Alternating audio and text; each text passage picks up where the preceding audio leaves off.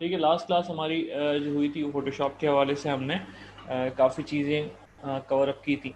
ठीक है, कुछ चीज़ें जो है जो मिस हो गई हैं वो आज की क्लास में हम कंटिन्यू करेंगे।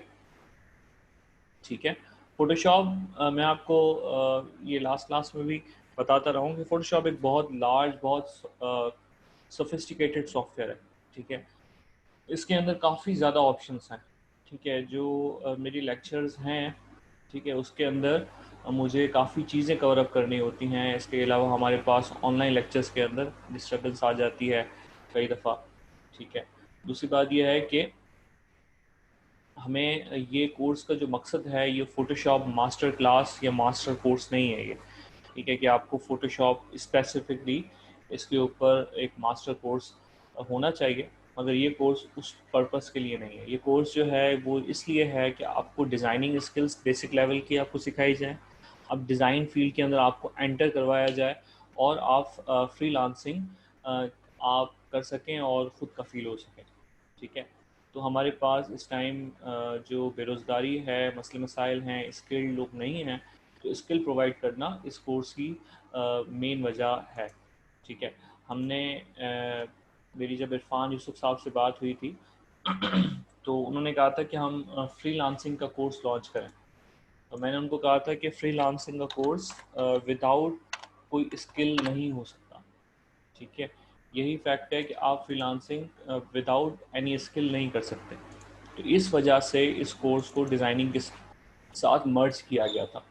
आप स्किल आपकी डिज़ाइनिंग भी हो सकती है, आप वेब डेवलपमेंट वगैरह वगैरह कोई और स्किल भी हो सकती है फ्रीलांसिंग करने के लिए, मगर स्टार्ट हमने ग्राफिक डिज़ाइनिंग स्किल से लिया कि आप ग्राफिक डिज़ाइनिंग आसानी से जो है वो फाइवर पे या किसी भी जगह पे कर सकते हैं।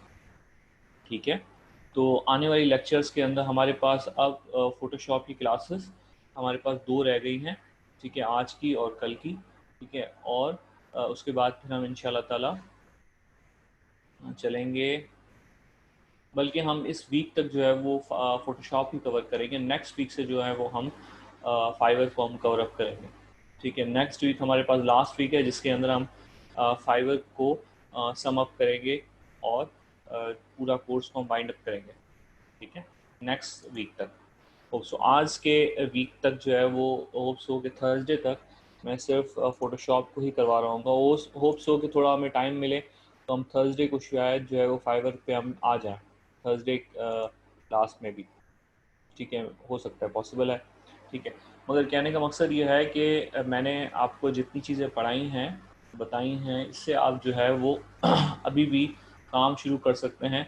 इंडिविजुअल लेवल पे भी शुरू कर सकते हैं। आप छोटे-मोटे प्रोजेक्ट्स लेके काम शुरू कर सकते हैं। वो फाइवर पे करें या फॉर एग्ज़ाम्पल फाइवर को तो मैं इन डिटेल अभी और पढ़ाऊँगा आपको, मगर फाइवर पे ना भी करना चाहें तो इंडिविजुअल लेवल पे अगर आपके लोकली आपको काम मिलते हैं या आपको कोई दोस्त यार या किसी फैमिली कोई मेंबर है जिसका छोटा कोई बिज़नेस है, वो आपसे कोई काम लेना चाहे तो आप किसी का भी काम कर सकते हैं।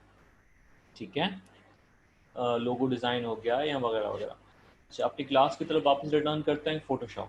ठीक है, फ़ोटोशॉप में जितनी मेरी कोशिश पूरी है कि मैं आपको बेसिक टूल्स इतने बता दूं कि आपको एक पिकअप मिल जाए, आप नेक्स्ट टाइम फ़ोटोशॉप को आपको यूज़ करने में हर्डल फेस ना हो। ठीक है, एक हर्डल ही होती है, एक झिझक होती है कि भाई सॉफ्टवेयर एक नया है, नया इंटरफेस है, उसी वजह से फिर उस सॉफ्टवेयर पे लोग आते नहीं हैं, उसको छोड़ देते हैं। ठीक है, ये हर जगह हर सॉफ्टवेयर के साथ होता है। जो चीज़ शुरू में मुश्किल लगती है तो फिर शुरू में मुश्किल लगती है, अगर ज़्यादा मुश्किल लग रही है और आप फ्रस्ट्रेट हो रहे हैं, बोर हो रहे हैं, तो आप उस चीज़ को छोड़ देते हैं। तो वो शुरू वाला पीरियड जो मुश्किल पीरियड है नए सॉफ्टवेयर को हज़म करने के लिहाज से, उसमें मैं आपकी हेल्प कर रहा हूँ। इंशाल्लाह ताला जब आप इसका आपका हाथ सेट हो जाएगा, टूल्स आपको बेसिक आ जाएंगे, उसके बाद फिर एडवांस टूल समझना कोई बड़ी बात नहीं है। फिर आप कहीं से भी उसको स्टडी कर सकते हैं, सेल्फ स्टडी कर सकते हैं। ठीक है, और सेल्फ स्टडी वो चीज़ है कि हमेशा लाइफ के अंदर रहनी चाहिए। ठीक है, मैं भी करता हूँ, हर बंदा करता है। सेल्फ स्टडी के बगैर काम नहीं होना। सॉफ्टवेयर्स अपडेट होते जाएंगे, फ़ोटोशॉप अपडेट होता रहता है हर साल और टूल्स अपडेट होते रहते हैं, तो आपको अपनी सेल्फ स्टडी जारी रखनी चाहिए। ठीक है, टाइम वेस्ट नहीं करते, अपनी बात की तरफ आते हैं कि आपको याद हो अगर कि मैं आपको बार बार ये कहता रहा था कि मिसाल के तौर पे हम कोई भी फाइल लेते हैं, ठीक है, न्यू फाइल लेते हैं तो यहाँ पे ये बैकग्राउंड लिखा हुआ आता था। ठीक है, मैं आपको ये कहता था कि आप फ़िलहाल जो है वो बैकग्राउंड इसको आप लेयर में कन्वर्ट कर दें, आप इसको डबल क्लिक करके लेयर ज़ीरो में कन्वर्ट कर दें। ठीक है, मगर मैंने ये थोड़ा सा एक्सप्लेन नहीं किया। मैंने कहा आपको मैं बाद में बताऊंगा कि ये बैकग्राउंड लेयर का बैकग्राउंड का मतलब क्या होता है, और दूसरी जो लेयर होती है उसमें और बैकग्राउंड जो लिखा होता है बाय डिफ़ॉल्ट इसके अंदर क्या फ़र्क क्या है, और जो यहाँ लॉक लगा हुआ होता है इसका भी मतलब क्या है। तो आज मैं आपको ये थोड़ी सी एक चीज़ है, बड़ी मामूली सी चीज़ है मगर इम्पॉर्टेंट है, जो आपको समझनी चाहिए। पहली बात तो सिंपल बात यह है कि बैकग्राउंड लेयर मैंने आपको कहा था कि डबल क्लिक से आप इसको ले सकते हैं। एक तो तरीका ये है आपके पास। दूसरा तरीका बहुत सिंपल एक और भी है कि आप लॉक को ख़त्म कर दें तो ये ऑटोमेटिकली लेयर ज़ीरो बन जाती है। मतलब ये सेम काम है, आप इस तरह से करें डबल क्लिक करके लेयर ज़ीरो। अगर इसका फ़ायदा ये है जब आप डबल क्लिक करके लेते हैं तो हम इस लेयर का नाम चेंज कर सकते हैं। Okay, BG for example. Okay, हम ओके कर दें तो ये अब लेयर का नाम बीजी हो गया। ओके, और सेम लाइक दैट अगर हम लॉक को क्लिक कर दें तो ये लेयर ज़ीरो ऑटोमेटिकली हो जाएगी। और अभी भी हम लेयर का नाम यहाँ पे भी चेंज कर सकते हैं। अगर मैं डबल क्लिक करूँ तो अब भी मैं इसको बीजी लेयर का नाम दे सकता हूँ। ठीक है, क्लियर है। अच्छा, ये तो कन्वर्ट करने का वे आ गया। अच्छा, दूसरा तरीका ये है कि इसका नुकसान क्या है। इसका नुकसान ये है कि जैसे लेयर वन है, लेयर वन के अंदर ये सारे ऑप्शंस अवेलेबल हैं, ओपन है। मतलब ओपेसिटी में ओपेसिटी के साथ खेल सकता हूँ, मैं फिल के साथ खेल सकता हूँ, मैं यहाँ पे सर्टन लॉक्स कर सकता हूँ, मैं ब्लेंड मोड्स के साथ कर सकता हूँ। तो बहुत सारे वैरायटी के ऑप्शंस हैं, फर्दर ऑप्शंस हैं जो ओपन हैं, वो बैकग्राउंड लेयर के अंदर डिसेबल्ड हैं। ठीक है, तो एक सबसे बड़ा ड्रॉबैक बैकग्राउंड लेयर का ये है। ठीक है, जो बाय डिफ़ॉल्ट आती है। दूसरा ड्रॉबैक ये है कि अगर आपने यहाँ पे बैकग्राउंड लेयर के ऊपर आपने कोई चीज़ अगर ड्रॉ करती है या कोई चीज़ आप कर रहे हैं, फॉर एग्जांपल इस तरह से आप कोई चीज़ बना रहे हैं, तो वो चीज़ लाइक परमानेंट होती है। ठीक है, आप उसको मूव नहीं कर सकते। अब आपको मूव करना है तो आप उसको मूव नहीं कर सकते। ठीक है, मैंने एक स्मोक बनाई है फॉर एग्जांपल, अब मैं इसको मूव नहीं कर सकता। मेरी बात समझ रहे हैं। एज़ कम्पेयर्ड कि अगर मैं लेयर वन पे इस तरह स्मोक बनाता हूँ, फॉर एग्ज़ाम्पल स्मोक फॉग बनाता हूँ, फॉर एग्ज़ाम्पल लेयर वन पे मैंने बनाया है, तो अब मैं इसको मूव कर सकता हूँ लाइक दैट। ठीक है, मूव टूल से अब मैं इसको मूव कर सकता हूँ। तो लेयर बाय लेयर का यही बेनिफिट होता है कि फिर लेयर का असल में फोटोशॉप का सबसे बड़ा एडवांटेज है ही यही, और यही पर्पस होता है कि हम लेयर बाय लेयर जब हम काम कर रहे होते हैं तो कोई भी हम इफ़ेक्ट या कोई भी चीज़ हम बनाएं तो हम उनको मूव कर सकते हैं, मूव करके किसी सर्टन दूसरे पोजीशन में रख सकते हैं। ठीक है, या उसको हम हाइड कर सकते हैं, या हम वो सिरे से हमें ये पसंद नहीं है तो हम इसको डिलीट दबा के हम डिलीट भी कर सकते हैं, एक वे डिलीट करने का। दूसरा वे ये है कि हमने जो है वो इसको यहाँ से कंट्रोल यहाँ पे राइट क्लिक करके यहाँ पे हमने डिलीट लेयर कर दिया। ठीक है, डिलीट लेयर होगी, आपसे पूछेगा येस और नो। ठीक है, ठीक है, दो तरीके हो गए। तीसरा देखिए, फोटोशॉप में काम करने के बहुत सारे वेज हैं। मैं वही आपको बता रहा हूँ कि फोटोशॉप एक बहुत बड़ा सॉफ्टवेयर है, इसके अंदर एक काम करने के बहुत सारे तरीके होते हैं। ठीक है, शॉर्टकट्स होते हैं, मतलब यही इसकी खूबसूरती है। ठीक है, कि हर बंदा जो है वो अपनी आसानी के मुताबिक बहुत सारे तरीक़ों से काम कर रहा होता है। ठीक है, दूसरा तरीका बहुत आसान एक और भी है कि आप लेयर को आप यहाँ ये जो डस्टबिन है नीचे, आप इसके अंदर इसको डाल दें। ठीक है, डिलीट हो जाएगी। ठीक है, तो अपनी आसानी के मुताबिक बहुत सारे वेज़ हैं एक ही काम को अंजाम देने के लिए। ओके, मगर जो आपको ईजी लगे और आपकी प्रोडक्टिविटी को, आपके काम को जो तेज़ करे वो आप मेथड यूज़ करें। ठीक है, अच्छा, मेरी बात आपको समझ में आ गई कि इसके अंदर डिफरेंस लेयर, अगर मैं इसको लॉक को हटा दूं। अच्छा, लॉक क्या है। अच्छा, लॉक को ज़रा स्टडी करते हैं कि देखो यहाँ पे ये जो लॉक लिखा हुआ है इसके बराबर जितने ऑप्शन है ये सारे लॉक के हैं। ठीक है, ये जितने भी ऑप्शन हैं ये सारे के सारे ही लॉक के हैं। ये लॉक जो बना हुआ है इसका मतलब सिर्फ यही ऑप्शन लॉक का नहीं है। ठीक है, मैं डिफरेंस बता देता हूँ। ठीक है। फॉर एग्जांपल अगर मैं कोई और इमेज ले लेता हूँ, ठीक है, इसके यहाँ पे, ठीक है, मैंने 2 इमेजेस ले लिए, ओके, 2 इमेजेस ले लिए। अच्छा, एक और चीज़ जो मैंने पिछली क्लासेस में स्किप करवा दी थी, इनिशियली मैंने बताई नहीं थी, वो मैं अभी और बताता हूँ। फ़िलहाल ये हमारी बात समझें जो हम बात कर रहे थे कि लेयर 0 की हम बात कर रहे हैं, ठीक है। लेयर 0 के यहाँ पे ये जो लॉक्स हैं, यहाँ पे ये जो ऑल लॉक है, ठीक है, इसमें मैं थोड़ी देर पहले के बाद आता हूँ। फ़िलहाल ये समझें कि ये जो चीज़ है इसको कहते हैं transparent pixel lock. Transparent pixel lock क्या होता है? फॉर एग्जांपल आपको मैं कोई ट्रांसपेरेंट पिक्चर ले लूँ तो मैं आपको बेहतर समझा सकूँगा इस बात को। Like this, like this. अब मैंने एक बॉल लिया है, ठीक है ना। फॉर एग्जांपल ये बॉल ना इसके चेहरे पे रख देते हैं, ठीक है। तो अब फॉर एग्जांपल मैंने एक ट्रांसपेरेंट बॉल है, देखें, एक ट्रांसपेरेंट बॉल है, इसका बैकग्राउंड ट्रांसपेरेंट है, ओके। अब ये भी जो है वो एक डिफरेंट लेयर पे है, ठीक है, मतलब मैं इसको हाइड कर दूं तो ये हाइड हो जाएगा, डिफरेंट लेयर पे, ओके। अच्छा, इसका बैकग्राउंड ट्रांसपेरेंट है। इसका मतलब यह है कि अगर मैं ये ब्रश से अगर मैं कोई चीज़ इस लेयर पे अप्लाई करना चाहूँ तो अप्लाई करना चाहता हूँ, मैं अप्लाई कर सकता हूँ, क्लियर है, ठीक है। अप्लाई हो रही है, मेरी बात आप समझ रहे हैं, अप्लाई हो रहा है, ठीक है। अ, सही है, क्लियर है, मतलब इसमें कोई नॉर्मल बिहेवियर है। मगर अगर मैं ये कहूँ कि ये जो लॉक है ये अगर दबा दूँ तो अब जो है वो ये ब्रश इस्तेमाल नहीं हो रहा, मगर ये जो सेंटर ऑब्जेक्ट है इस पर ये ब्रश इस्तेमाल हो रहा है, ठीक है। क्यों? इस लॉक का इस लॉक का मतलब ये है कि जो ट्रांसपेरेंट चीज़ें होंगी, बैकग्राउंड होगा, इसका तो कोई नाम ही यही है कि लॉक ट्रांसपेरेंट पिक्सेल्स।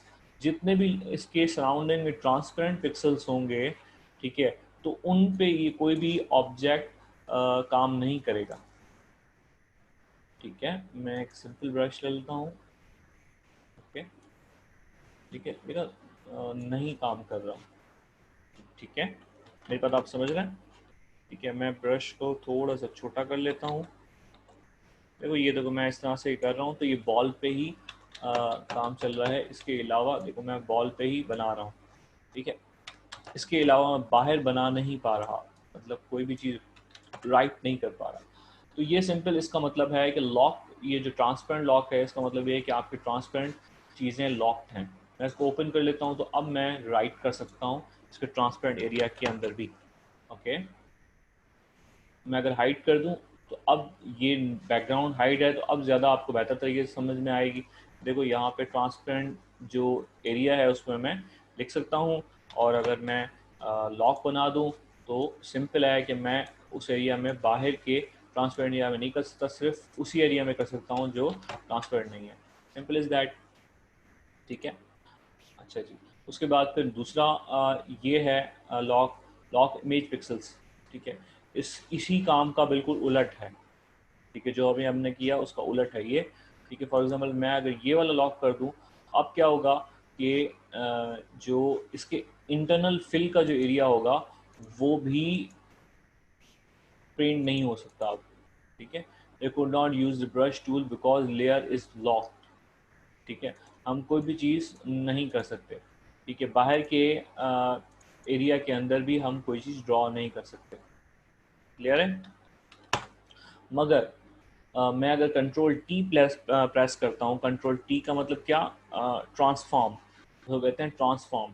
मैं अगर कंट्रोल टी प्रेस करता हूँ तो ये ट्रांसफॉर्म, इसको साइज़ में बड़ा मैं कर सकता हूँ, हालांकि लॉक है, ठीक है, मतलब इसमें कोई चीज़ मैं यूज़ नहीं कर सकता, देखिए ना, मैं कोई चीज़ यूज़ नहीं कर सकता, लेयर इज़ लॉक्ड। मगर मैं जब कंट्रोल टी के साथ प्रेस करता हूँ तो पूरा ये सिलेक्ट हो जाता है, और अब मैं अगर इसको साइज़ में बड़ा करना चाहूँ, इसको मैं रोटेट करना चाहूँ, ये मैं कर सकता हूँ।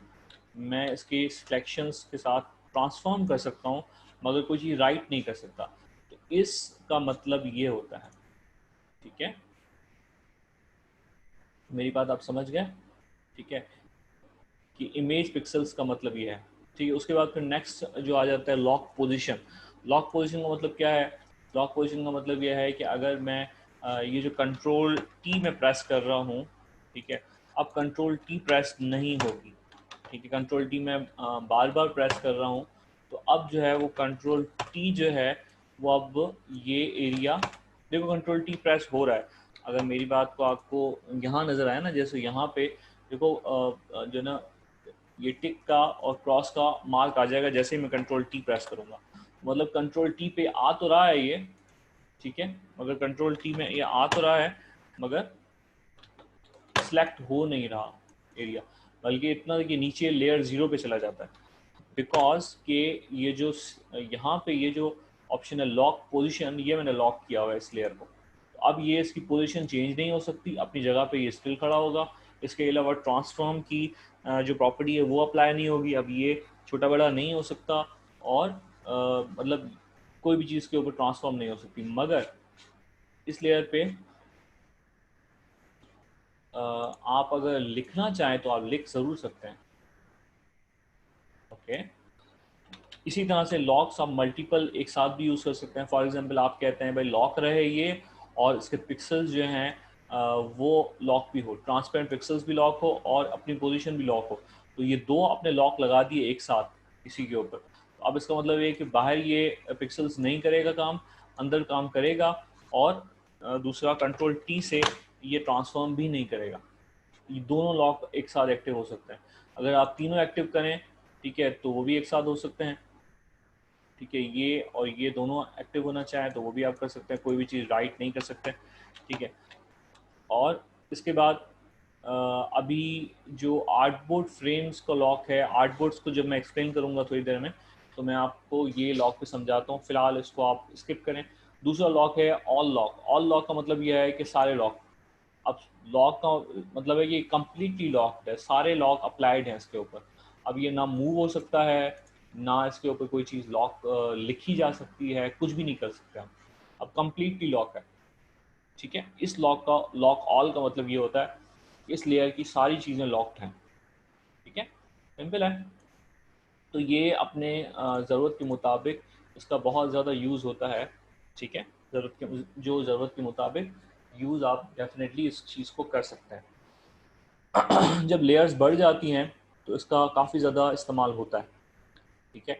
हमें जब लेयर्स को अपने हिसाब से काम करना होता है तो ये बहुत इम्पॉर्टेंट टूल है जो यूज़ आप कर सकते हैं, ठीक है। अच्छा आगे बढ़ते हैं। एक बात जो इम्पोर्टेंट ये है कि देखें, अगर थोड़ा सा मैं स्क्रीन को जूम नहीं कर सकता, ठीक है, अ, एक मिनट,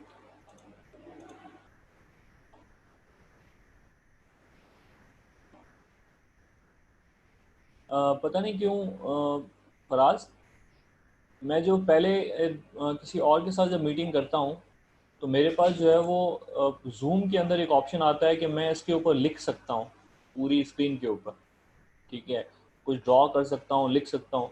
जूम का ये ऑप्शन होता है, फीचर होता है, मगर यहाँ पे जब मैं क्लास ले रहा होता हूँ तो उसमें ये फीचर एक्टिव नहीं होता, पता नहीं क्या मजरा है। फराज मेरी बात सुन रहे हो? फराज मीटिंग कनेक्ट करके फिर भाग जाता है। खैर, अपनी क्लास की तरफ आते हैं कि एक फ़ीचर जो है यहाँ पे अगर आप देखें, मैं स्क्रीन को जूम नहीं कर सकता वरना आपको डेफिनेटली दिखाता। ठीक है सर, मैं मौजूद हूँ क्लास में ना, मैं सुन रहा हूँ आपकी बात।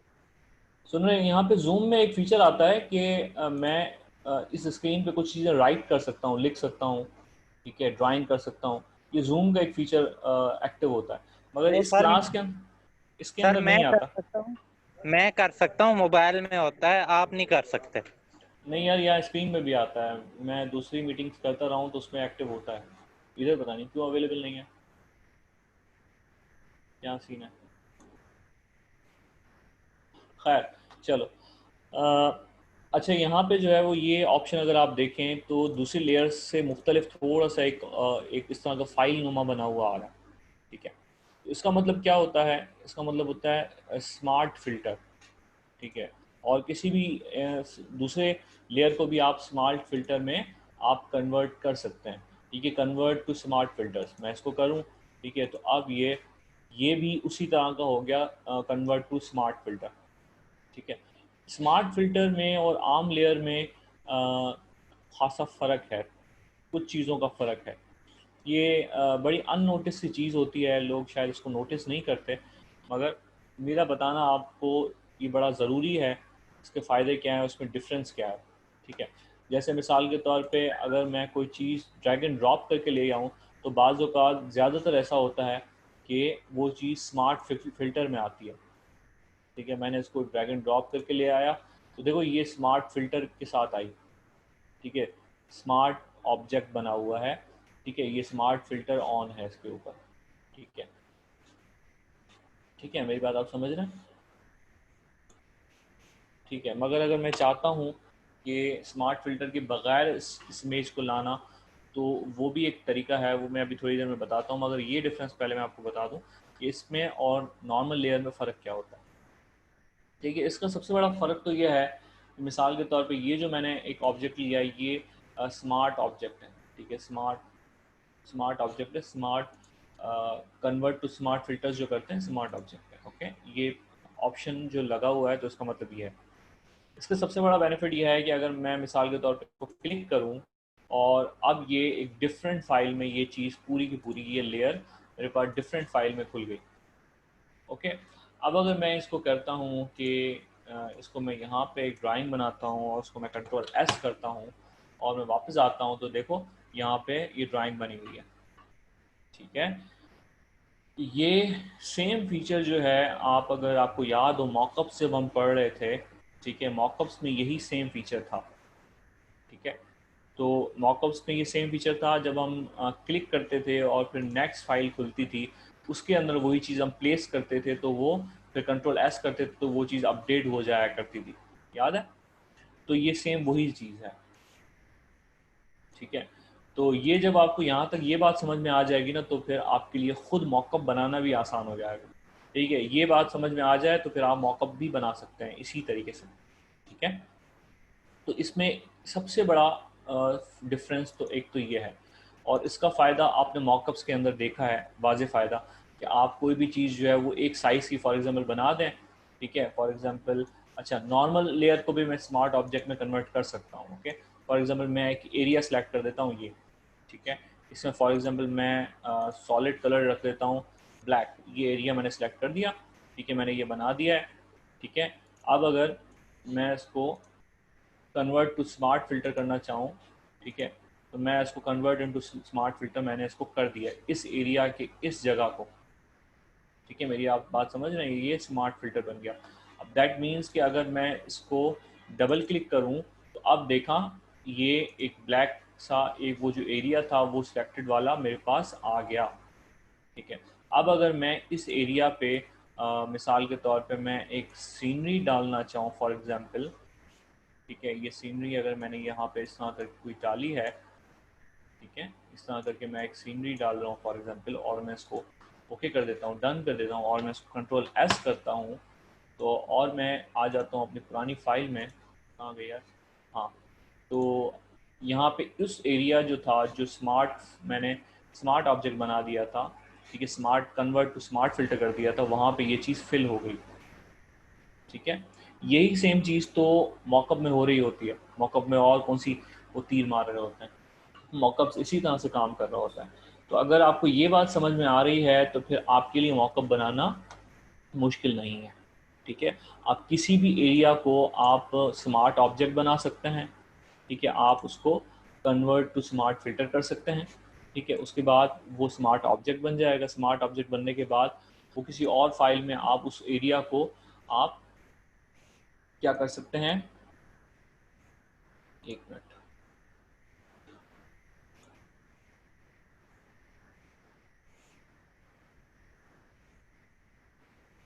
ठीक है, तो उस एरिया को जो है वो आप अलग से एडिट कर सकते हैं। ठीक है, उस एरिया उस स्पेसिफिक एरिया के अंदर आप कोई भी चीज़ पेस्ट कर सकते हैं। ठीक है, ठीक है, अब मॉकअप्स पे जब हम फिर से वापस थोड़ा सा स्टडी करते हैं थोड़ी देर में, तो मैं इस बात को फिर और बेहतर आप समझ पाएंगे। और इसका एक और फ़ायदा भी है, ठीक है, ये यहाँ तक आप फ़ायदा तो आप समझ गए कि मैंने इसको यहाँ पे नेक्स्ट लेयर में इसको इस तरह से किया। ठीक है, मैं अभी फिर से बॉल ले आता हूँ। ठीक है, बॉल मुझे पीएनजी का चाहिए। ओके, अब मैंने एक और ये बॉल ले आया हूँ। ठीक है, ये भी एक स्मार्ट ऑब्जेक्ट है। ठीक है, अच्छा, एक और बात आप समझें कि स्मार्ट ऑब्जेक्ट का एक और काम भी है। ठीक है, बहुत सारे काम हैं, अनगिनत काम है, सारे मैं एक क्लास के अंदर बता नहीं सकता। अगर थोड़ा बहुत मैं इतना बता देता हूँ, उसके बाद फिर आप आगे उस चीज़ को और कर सकते हैं कि स्मार्ट ऑब्जेक्ट पे आप फ़िल्टर्स भी लगा सकते हैं। ठीक है, स्मार्ट ऑब्जेक्ट पे फ़िल्टर आप ऐसे लगाएंगे कि जब फ़िल्टर लगाएंगे तो आपको ज़्यादा बेहतर समझ में आएगा। मिसाल के तौर पे मैं यहाँ पे अगर मैं ब्लर गैस ऑन ब्लर कर देता हूँ एक्टिव, ठीक है, और मैं इसको अगर ओके कर दूँ, अब ये गैस ऑन ब्लर इसके ऊपर लग गया। ठीक है, गैस ऑन ब्लर का बहुत ज़्यादा लगा है इसके ऊपर। तो मैं अगर इसको एडिट करना चाहूँ तो यहाँ पे इधर लेयर्स के अंदर गैस ऑन ब्लर को मैं डबल क्लिक करूँ और मैं इसकी वैल्यूज़ को कम कर देता हूँ। फॉर एग्जांपल मैं 10 कर देता हूँ। ठीक है, यहाँ और कम कर देता हूँ, फॉर एग्जांपल 6 कर देता हूँ। ओके, मैं तो ओके कर दूँ तो अब ये थोड़ा सा कम ये ब्लर लगा है। ठीक है, ठीक है, आप कहेंगे कि सर फैंटास्टिक, बड़ा आपने अच्छा काम किया, जो ना एक ब्लर लगा दिया। ठीक है, अच्छा, एक बात अगर आप देखें कि गैस ऑन ब्लर के बाद यहाँ पे एक चीज़ लिखी हुई आ रही है जिसको कहते हैं स्मार्ट फ़िल्टर। ये पहले नज़र नहीं आ रही थी, मतलब स्मार्ट फ़िल्टर की ये चीज़ पहले आपको विजिबल नहीं थी। जैसे ही हमने कोई चीज़ फ़िल्टर की लगाई, जैसे ही हमने गैस ऑन ब्लर लगाया इसके ऊपर, ठीक है, मैं अगर दिखाऊँ, देखें अब ये चीज़ स्मार्ट फ़िल्टर का वो ऑप्शन नज़र यहाँ ऑलरेडी है, मगर नज़र नहीं आ रहा, विजिबल नहीं है। जैसे ही मैंने कोई इफ़ेक्ट लगाया है इसके ऊपर, ठीक है, मैंने जैसे ही इसके ऊपर गैस ऑन ब्लर लगाया, तो अब ये लेयर के अंदर स्मार्ट फ़िल्टर का ये ऑप्शन मुझे विजिबल है। ओके, स्मार्ट फ़िल्टर बज़ात एक इफ़ेक्ट है। ठीक है, एक खुद भी एक फ़िल्टर है। ठीक है, यहाँ पे देखो ना लिखा हुआ आता है कन्वर्ट टू स्मार्ट फ़िल्टर्स। तो ज़ाहिर सी बात है, जब फ़िल्टर्स है तो फ़िल्टर्स, जब फ़िल्टर को लगेगा तो फिर वो चीज़ विजिबल होती है, पता चलता है कि भाई इसमें गैस ऑन ब्लर तो एक फ़िल्टर लगा हुआ है, मगर इसी जगह पे एक और फ़िल्टर भी लगा हुआ है, उसको कहते हैं स्मार्ट फ़िल्टर। ठीक है, अच्छा, स्मार्ट फ़िल्टर में अब एक और चीज़ आप इसके ऊपर एक और चीज़ कर सकते हैं कि मिसाल के तौर पर मैंने लास्ट क्लास में आपको बताया था कि आप ब्रश मिसाल के तौर पे इस्तेमाल करना चाहें।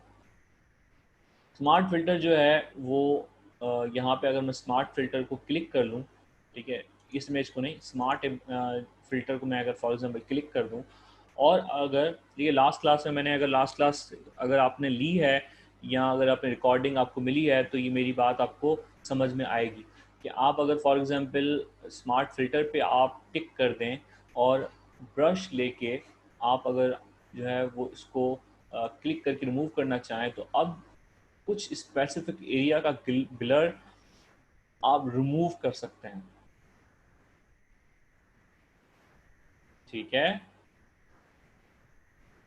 ना मज़ेदार चीज़, आप सर्टन एरिया का ब्लर रिमूव कर सकते हैं। इसको अगर मैं थोड़ा सा बेहतर और समझाऊं अगर, तो आपको ये समझ में आएगा कि मैं इसको हटा देता हूँ, मैं इधर इस वाली इमेज पे आ जाता हूँ। ओके, इस वाली इमेज पे आ गया, ये अभी स्मार्ट फ़िल्टर नहीं लगा हुआ, ये स्मार्ट ऑब्जेक्ट नहीं है। मैं अगर इसको कन्वर्ट कर दूँ for example into smart filter, ठीक है, अब ये स्मार्ट फ़िल्टर ऑन हो गया इसके ऊपर, ये स्मार्ट ऑब्जेक्ट बन गया है। ठीक है, अब अगर मैं वही सेम हरकत करूँ, मैं ब्लर यस ऑन ब्लर, ठीक है, अब अगर एक्टिव करूँ, देखो बहुत ज़्यादा ब्लर एक चीज़ इफ़ेक्ट है। मैं ब्लर को थोड़ा सा अगर और इंक्रीज़ करूँ, फॉर एग्जांपल मैं इसको 10 पे ले जाऊँ, 12 पे ले जाऊँ फॉर एग्जांपल, ओके कर दूँ, तो देखो ये ब्लर है। ओके, आपको नज़र आ रहा है ब्लर लग गया। अब अगर मैं ये कहूँ, ये इफेक्ट देना चाहूँ कि अब मैं याद रहे कि ये जो स्मार्ट फ़िल्टर है, ये इस पर आप क्लिक करके और फिर ये चीज़ एक्टिविटी परफॉर्म करेंगे। अब आप क्या करते हैं कि आप ये ब्रश लेते हैं, ब्रश से आप क्या करते हैं कि ये रिमूव करना चाहते हैं तो ये रिमूव हो सकता है। अच्छा, थोड़ा सा मैं ब्रश को ना क्या करता हूँ कि इसकी हार्डनेस को थोड़ा सा सॉफ्टनेस में कन्वर्ट करता हूँ। ओके, अब मैंने थोड़ा सा स्मार्ट इसको मैंने ब्रश मैंने सॉफ्ट कर दिया। ओके, अच्छा दूसरी बात यह है कि अच्छा एक बात और कि आप बार बार, एक तरीका यह है कि आप साइज़ को इंक्रीज़ यहाँ से करें, आप छोटा बड़ा आप साइज़ को करें। मैंने ये अभी थोड़ी देर पहले कहा कि एक चीज़ को करने के लिए बहुत सारे वेज़ हैं। ठीक है, आप साइज़ को आप छोटा बड़ा यहाँ से कर सकते हैं।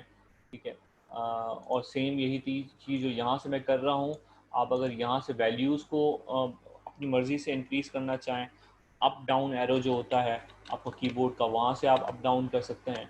इसके अलावा एक और बहुत छोटे सा फीचर ये है कि आप क्या करना चाहें,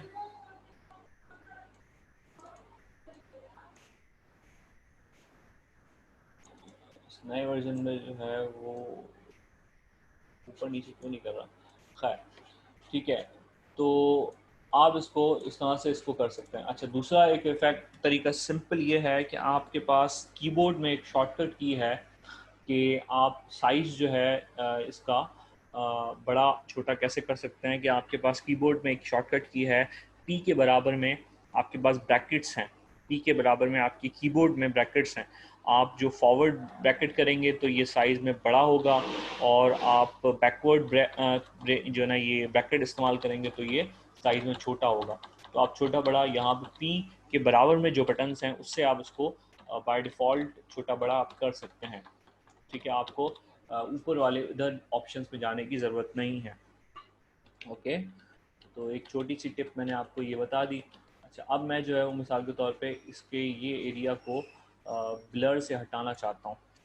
ठीक है, मैंने इसके इस एरिया को मैंने ब्लर से हटा दिया। ठीक है, और अगर मैं एक्स को प्रेस करता हूँ तो देखें ये ब्लैक नीचे आ गया, वाइट ऊपर आ गया। अब वाइट ऊपर आ गया तो वापस वही इफ़ेक्ट अब मेरे क्लिक के ऊपर वो वापस इफ़ेक्ट में डाल सकता हूँ। ठीक है, एक्स दबाता हूँ वापस तो अब ब्लैक आ जाए। ब्लैक का मतलब यह है कि वो रिमूव कर सकता है इफेक्ट को, और वाइट का मतलब यह है कि वो इफेक्ट को वापस लगा सकता है। ठीक है, यहाँ पे देखो, यहाँ पे ये चीज़ एक्टिविटी नज़र आ रही है आपको। ओके, इसके अंदर अगर गौर से अगर आप देखें, ठीक है, फिलहाल इन ऑप्शंस को मैं इन डिटेल नहीं पढ़ाता, और यहाँ पे अगर थोड़ा सा ये बात आप समझ लें कि जो वाइट है, वाइट एरिया जो है यहाँ पे अगर छोटा सा आपको नज़र आ रहा हो, वाइट एरिया का मतलब ये है कि वाइट एरिया मींस वो इफेक्ट उसके ऊपर ऑन लगा हुआ है। ठीक है, वाइट एरिया का मतलब है इफेक्ट। देखो यहाँ पे वाइट एरिया का मतलब है कि इफेक्ट, वाइट कलर का मतलब है इफेक्ट, और ब्लैक एरिया का मतलब है कि उस एरिया में इफेक्ट नहीं है, विदाउट इफेक्ट। ठीक है, ब्लैक एरिया का मतलब है विदाउट इफेक्ट। अगर मैं ब्लैक एरिया ऊपर टॉप पे सिलेक्ट कर देता हूँ तो अब ये मैं अगर करता हूँ तो ये इस जगह पे इफेक्ट नहीं लगेगा। ठीक है, सिंपल इज दैट। अगर मेरी बात अगर जल्दी जल्दी में आपको ना समझ में आ रही है, मैं बड़ी सॉफ्टली और बड़े आस्ते से आपको एक एक चीज़ लेके चल रहा हूँ। अगर कोई बात अगर छोटी सी, क्योंकि ये इंपॉर्टेंट टूल्स हैं, बहुत इंपॉर्टेंट टूल्स हैं, अगर कोई भी चीज़ अगर आपको नहीं समझ में आ रही तो आप ये वीडियो रिकॉर्डेड ले सकते हैं और इसकी प्रैक्टिस कर सकते हैं। ये टूल्स बहुत क्रूशल हैं, बहुत ज़्यादा इस्तेमाल होते हैं, और आपकी आपको इस चीज़ों की बड़ी ज़रूरत पड़ेगी। ओके, इन्हीं चीज़ों से तो इफ़ेक्ट्स बनते हैं। ठीक है, मेरी बात आप समझ गए कि इससे जो है वो आप बैकग्राउंड ब्लर उसको आप रिमूव करना चाहें आप रिमूव कर सकते हैं। यहाँ पे आपके पास एक आई का सिंबल है, इसको मूव करना चाहें रिमूव कर दें। ठीक है, इसके अलावा आप जो स्मार्ट फ़िल्टर है उसको रिमूव करना चाहें, आई दी हुई है तो आप उसको फ़िलहाल रिमूव कर सकते हैं। तो ये सब आप काम इसके ऊपर परफॉर्म कर सकते हैं। मेरी बात आपको क्लियर है? ठीक है, अब आ जाते हैं, ये है डिफरेंस ये जो स्मार्ट फिल्टर का स्मार्ट ऑब्जेक्ट है उसमें और नॉर्मल लेयर के अंदर। ठीक है, नॉर्मल लेयर के अंदर और इसके अंदर एक ये सबसे बड़ा, बहुत बड़ा डिफरेंस है, और स्मार्ट फिल्टर का ये सबसे बड़ा एडवांटेज है। ठीक है, अच्छा दूसरी बात ये है कि अगर जब भी मैं कोई भी पिक्चर ड्रैग एंड ड्रॉप करता हूँ तो बाय डिफ़ॉल्ट जैसे ही मैं इसको ड्रैग एंड ड्रॉप करता हूँ और मैं इसको ओके करता हूँ तो बाय डिफ़ॉल्ट ये स्मार्ट फ़िल्टर के साथ एक्टिवेट आती है। ठीक है, मैं नहीं चाहता कि भाई स्मार्ट फ़िल्टर के साथ ये बाय डिफ़ॉल्ट इसी तरह से एक्टिवेट आए। तो इसका दूसरा तरीका ये है कि फॉर एग्ज़ाम्पल मेरे पास अगर इमेज बराबर में खुली हुई है, ठीक है, फॉर एग्जांपल मैंने ये बराबर में ऊपर टैब्स में ये पिक्चर कॉपी करके खोली है, फॉर एग्जांपल इस तरह ये पिक्चर ओपन है, और अगर मैं इस पिक्चर को अब पूरा का पूरा कॉपी करके ले जाना चाहता हूँ अपने इस जगह पे, इसको तो मैं रिमूव कर देता हूँ, ओके। अब मैं इस जगह पे इसको लेके आना चाहता हूँ, तो एक तो तरीका जो हम करते रहे हैं कि डायरेक्ट ड्रैग एंड ड्रॉप करते थे, याद है, क्योंकि उससे क्या होता था कि स्मार्ट ऑब्जेक्ट उसके ऊपर लगा हुआ आता था। मगर अगर मैं इस पिक्चर को डायरेक्टली यहाँ से ये जो सेलेक्ट ये मूव टूल है ये मेरे पास सिलेक्टेड है, और अगर मैं डायरेक्टली इसको मूव करके ड्रैग एंड ड्रॉप करके दूसरे लेयर पे ले जाता हूँ और यहाँ आके मैं इसको ड्रॉप कर देता हूँ, तो अब देखो ये लेयर यहाँ पे वो पिक्चर यहाँ आ गई। मगर अब इसका डिफरेंस क्या है कि ये स्मार्ट ऑब्जेक्ट के साथ नहीं आई, ठीक है।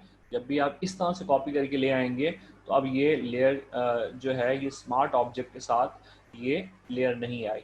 आप अपनी मर्ज़ी के साथ अगर बाद में इसको बनाना चाहें तो आप डेफिनेटली बना सकते हैं इसको, फ़िल्टर्स में आके आप कन्वर्ट टू स्मार्ट फ़िल्टर्स बाद में आप कर सकते हैं, कोई इसमें हर्ज नहीं। अगर डिफरेंस दोनों में ये है जो है पिक्चर डालने का, ओके। मेरी बात क्लियर है? अच्छा जी। दूसरी बात जो हम आगे पढ़ते रहे हैं कि हमारे पास सिलेक्शंस बहुत ज़्यादा होती हैं फ़ोटोशॉप में, ठीक है। मैंने आपको रेक्टेंगुलर मार्की टूल बार बार बताता रहा हूँ, इसके अलावा मैंने इक्लिप्स टूल है जो है ये बहुत सारे टूल्स हैं जो सिलेक्शन के मैं आपको यूज़ करता रहा हूँ फ्रिक्वेंटली।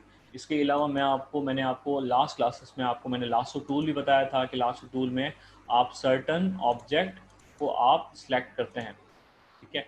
आप सर्टन ऑब्जेक्ट्स को क्लिक के ऊपर, ठीक है, ये ऑटोमेटिक नहीं चलता, आपको क्लिक करके आप उसको ड्रैग करना पड़ता है तो वो ऑब्जेक्ट सिलेक्ट होता है, ठीक है। ये सिलेक्शन के वे है लासो टूल, ओके। दूसरा तरीका ये है, मैं अगर कंट्रोल जेड करता हूँ, ठीक है। दूसरा वे ये था कि पॉलीगॉन टूल हमेशा स्ट्रेट लाइन पे चलता है। मैं जहाँ जहाँ जिन एंगल्स पे क्लिक करूँगा तो स्ट्रेट लाइन में ये चलेगा, और हमेशा सिलेक्शन का एक तरीका ये होता है, जो भी आप सिलेक्शन पॉलीगॉन टूल या जो भी टूल्स इस्तेमाल करें वो हमेशा जो है वो जिस पॉइंट पे आपने स्टार्ट किया तो उसी नॉब पे आके इसको क्लोज करना लाजमन है, ओके। तब ये सही तरह से सिलेक्शन चलती हैं, ओके। अगर पॉलीगॉन टूल बहुत सिंपल है, आप स्ट्रेट लाइंस पे चलता है हमेशा, ठीक है। कभी भी जो है वो गोल दायरे और गोल कर्व्स नहीं देता, स्ट्रेट लाइंस पे हमारे पास चलता है। ये वाली चीज़ जो है वो उसका ज़रूरत ज़्यादातर तब पड़ती है कि जब हम फॉर एग्जांपल कोई स्ट्रेट लाइंस की कोई चीज़ कर रहे होते हैं। अच्छा, एक बात जो मैंने पिछली क्लास में बताई थी, अगर भूल गए तो मैं फिर बता देता हूँ। अगर कोई चीज़ सेलेक्ट हुई हुई है उसको डी सेलेक्ट करना है तो आप कंट्रोल डी प्रेस करेंगे तो डी सेलेक्ट होता है, ओके। अब मिसाल के तौर पे इस तरह की कोई चीज़ है जो स्ट्रेट बनी हुई है, तो आप इस तरह की कोई चीज़ को आप पॉलीगॉन टूल से सेलेक्ट कर सकते हैं, लाइक दैट, ओके। अच्छा, दूसरा टूल जो है मैंने आपको बताया था जो लास्ट क्लास के हैं, वो था मैग्नेटिक लासो टूल, ठीक है। मैग्नेटिक लासो टूल जो है वो काफ़ी अच्छा टूल है, ठीक है। मगर वही बात है कि आपकी यूज़ के ऊपर है।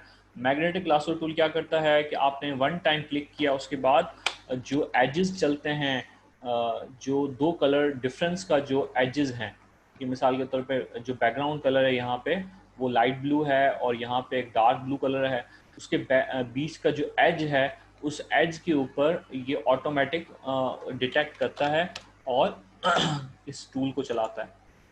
ये मैंने लास्ट क्लास में आपको डेफिनेटली बताया था, ठीक है, याद है, ठीक है।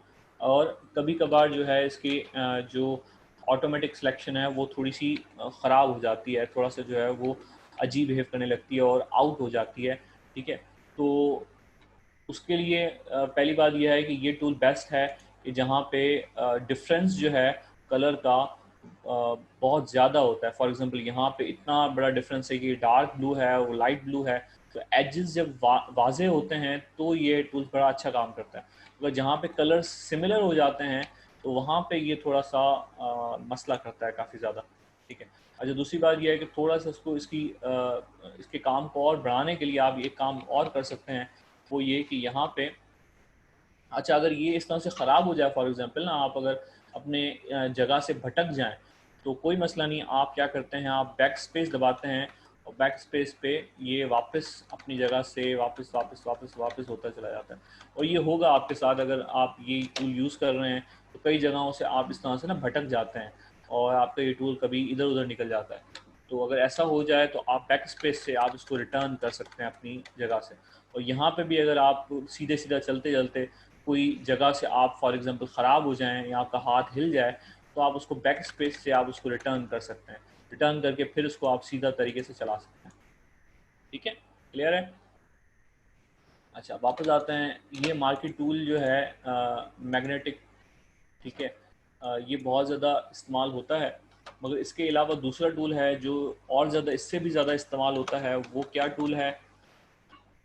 Control D for D select. दूसरा टूल जो बहुत ज़्यादा इस्तेमाल होता है वो ये है, जो मैं बता चुका हूँ, फिर मैं रिपीट कर देता हूँ, क्विक सिलेक्शन टूल। ठीक है, क्विक सिलेक्शन टूल क्या करता है, अभी मेरा बहुत ज़्यादा सिलेक्ट हुआ है, साइज़ इसको छोटा कर लेता हूँ। ठीक है, तो ये है कि अगर ये ऑटोमेटिकली वो डिफरेंस को नोट करके और सिलेक्ट कर रहा होता है। फॉर एग्जांपल मुझे ये डायरी सेलेक्ट करनी है, मैंने वन टाइम क्लिक किया और फिर ड्रैग करके इसको मैं क्लिक करता चला जा रहा हूँ, तो ये ऑटोमेटिकली उस एरिया को सिलेक्ट कर रहा है।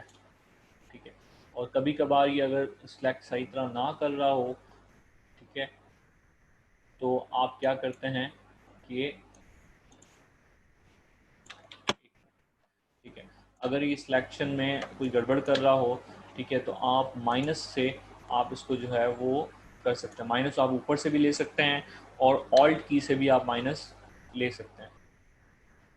ठीक है, फॉर एग्जांपल अगर मेरा आपके पास प्लस चल रहा है, ठीक है, आपके पास प्लस चल रहा है, अगर ऑल्ट प्रेस करेंगे तो देखें यहाँ पे, अगर मैं जूम करके दिखा सकूँ कि देखो बीच में प्लस लिखा हुआ आ रहा है, नज़र आ रहा है। ठीक है, मैं अगर जैसे ही ऑल्ट प्रेस करता हूँ, ठीक है, ऑल्ट प्रेस करके रखना है, छोड़ना नहीं है, ऑल्ट प्रेस करके रखता हूँ, तो अब ये माइनस आ जाता है, माइनस आ जाता है, तो अब मैं वो एरिया जिसको डी सेलेक्ट करना है, तो मैं वो एरिया डी सेलेक्ट कर सकता हूँ, इस लाइक दैट।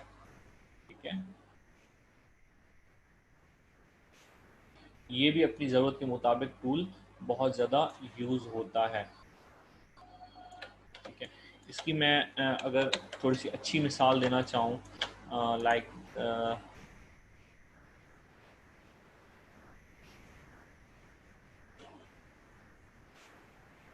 ठीक है, हम ये लेते हैं। अब अगर मैं मिसाल के तौर पे ये LCD सेलेक्ट करना चाहता हूँ, तो ये LCD इसने बड़ी जल्दी से, मैंने एक दफ़ा क्लिक किया, इसने LCD सेलेक्ट कर दिया। थोड़े से एरियाज इसने ज़्यादा ले लिए हैं, तो मैं अगर ऑल्ट दबा के रखूँ और इसको मैं डी सेलेक्ट करना चाहूँ, तो मैं माइनस से डी सेलेक्ट कर सकता हूँ। ठीक है, तो बाज़ औक़ात ये टूल जो है वो जल्दी जल्दी सिलेक्शन में बहुत ज़्यादा फ़ायदेमंद होता है डेफिनेटली। ठीक है, मार्की टूल में जो है वो आप बड़ी बारीकी से आप चीज़ों को सिलेक्शन कर रहे होते हैं, मगर यहाँ पे जो है वो थोड़ा सा अच्छा। दूसरी बात यह है कि अगर कोने खुदरे हैं, आप इतने बड़ा आपका साइज सिलेक्टेड है तो आप उसको छोटा कर सकते हैं, आपने छोटा किया और आप इस कोने खुदरे से भी आप इसकी सिलेक्शन कर सकते हैं। ठीक है, तो आपको ये सिलेक्शंस बहुत ज़रूरी हैं, आपको ये बात पता होनी चाहिए अगर ज़रूरत के मुताबिक आप इन चीज़ों को यूज़ कर सकें। ठीक है, फ़ोटोशॉप में सिलेक्शंस की बहुत ज़्यादा ज़रूरत पड़ती है, फ़ोटोशॉप में सिलेक्शंस के बगैर काम नहीं चलता। ठीक है, अच्छा एक बात और कि फॉर एग्ज़ाम्पल मैंने ये एरिया सेलेक्ट किया हुआ है, ठीक है, और अगर मैं इसको करता हूँ कंट्रोल जे, ठीक है, कंट्रोल जे, मैंने क्या किया, अभी मैं रिपीट कर देता हूँ, मैंने ये एरिया सिलेक्टेड है फॉर एग्जांपल, ठीक है, ये एरिया मेरा सिलेक्टेड है। मैं जैसे ही कंट्रोल जे प्रेस करूँगा तो क्या होगा, एक नेक्स्ट लेयर बन गई और ये चीज़ ये कॉपी हो गई नेक्स्ट लेयर के अंदर ऑटोमेटिकली। ठीक है, ये बहुत ज़बरदस्त चीज़ है। ठीक है, जो मैं आपको बता रहा हूँ कि आप, एक तरीका तो ये है जो हम करते हैं नॉर्मली, सब इस बात से वाकिफ़ होंगे कि भाई हम, मैं क्या क्या करता हूँ, कंट्रोल सी से कॉपी करता हूँ और फिर मैं एक नेक्स्ट लेयर लेता हूँ, और फिर नेक्स्ट लेयर के अंदर फिर मैं आके इसको कंट्रोल वी प्रेस करता हूँ, तो ये कॉपी हो जाता है। ये तो नॉर्मली सबको पता है, ये तो फोटोशॉप यूज़ नहीं भी करने वाला उसको भी पता होगा कि ये बड़ा सिंपल वे है, इस तरह से आप कर सकते हैं। मगर इसका एक शॉर्टकट है इस सारे प्रोसेस का, ठीक है। वो ये प्रोसेस का शॉर्टकट जो मैंने अभी आपको बताया, वो ये कि आपने कोई ऑब्जेक्ट अगर सेलेक्ट किया है, उसको आप कंट्रोल जे प्रेस करके आप उसको बना सकते हैं नेक्स्ट लेयर के अंदर। ऑटोमेटिकली वो नेक्स्ट लेयर लेगा और उधर कॉपी कर देगा। और अगर आप चाहते हैं कि आप उसको उस लेयर को डिलीट करना चाहते हैं जो आपने नई बनाई है, और आपसे कोई मिस्टेक हो गई है फॉर एग्जांपल, तो आप सिंपली बैक स्पेस दबाएंगे और वो लेयर डिलीट हो जाएगी। देखें, लेयर डिलीट हो गई। और फिर अगर कंट्रोल जेड प्रेस करेंगे तो वापस आ जाएगी। कंट्रोल जेड से कोई भी चीज़ अनडू होती है, ओके। और बैक स्पेस दबाएंगे तो ये चीज़ लेयर डिलीट हो जाएगी, और बैक स्पेस और दबाएंगे तो फिर और डिलीट नहीं होगी। लास्ट लेयर जो है वो ऑटोमेटिक लेयर डिलीट नहीं होती, क्योंकि जैसे ही मैं लेयर मिसाल के तौर पे लेता चला जाता हूँ और मैं बैक स्पेस दबाऊंगा तो वो लेयर डिलीट होती चली जाती हैं। तो अगर आपको कोई मिस्टेक हो जाती है तो आप लेयर्स इस तरह से डिलीट कर सकते हैं, ठीक है। एक और तरीका, मैंने दो तीन और भी तरीके लेयर डिलीट करने के अभी थोड़ी देर पहले बताए थे, ठीक है, मगर ये भी एक तरीका है। मेरी बात आप क्लियर है, ठीक है।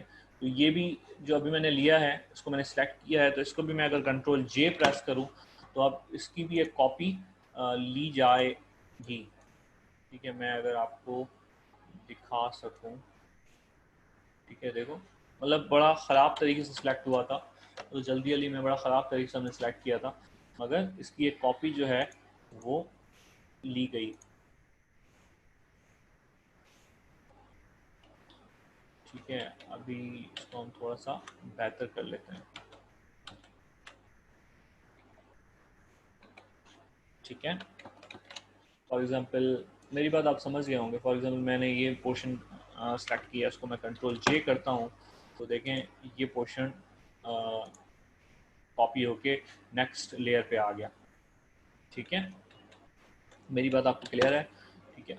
अच्छा, दूसरी बात ये है जो मैंने आपको लास्ट क्लास में थोड़ी सी इंडिकेशंस दी थी स्टार्टिंग के अंदर, मगर मैंने उसको थोड़ा सा बताया नहीं था।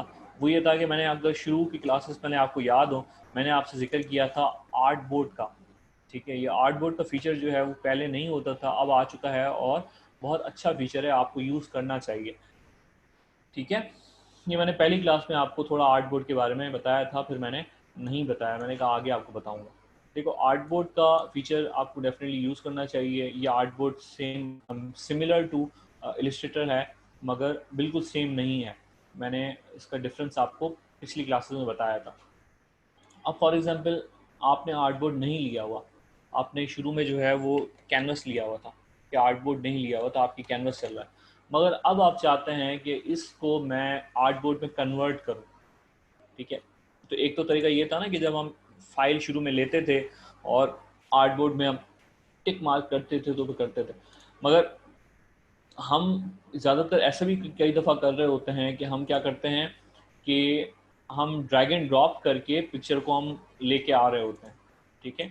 मिसाल के तौर पे जैसे हमने यहाँ पे ऐसे किया कि हमने एक नई पिक्चर हम ड्रैग एंड ड्रॉप करके ले आए, ठीक है। इस सूरत के अंदर तो भाई जाहिर सी बात है, बाय डिफ़ॉल्ट कैनवस आया ना, मेरे पास आर्ट बोर्ड तो आया नहीं।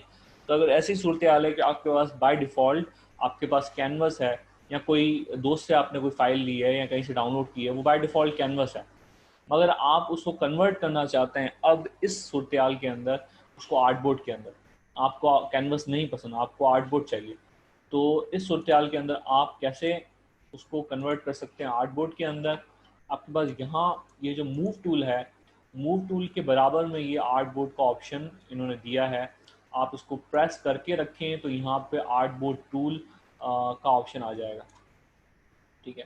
अब ये जब आपका आर्ट बोर्ड टूल का ऑप्शन सेलेक्ट हो गया, तो अब अगर आप एक दफ़ा फॉर एग्जांपल यहाँ पे क्लिक करते हैं, सॉरी, ठीक है। अब अगर आप आर्ट बोर्ड फॉर एग्जांपल यहाँ पे आर्ट बोर्ड लेना चाहते हैं, और अब अगर आप क्लिक करके एक आर्ट बोर्ड बनाना चाहते हैं, तो आप आर्ट बोर्ड बना सकते हैं, ठीक है। अपनी साइज़ का आर्ट बोर्ड दूसरा आप बना सकते हैं, ठीक होगी बात, ठीक है। देखो अब कैनवस के साथ साथ आर्ट बोर्ड भी मेरे पास आ गया। ठीक है, अब अगर फर्दर मैं दूसरे आर्ट बोर्ड लेना चाहूँ तो आर्ट बोर्ड ले सकता हूँ। आर्ट बोर्ड का साइज़, विड्थ और हाइट मुझे सेट करनी है तो विड्थ और हाइट सेट कर सकता हूँ। ठीक है,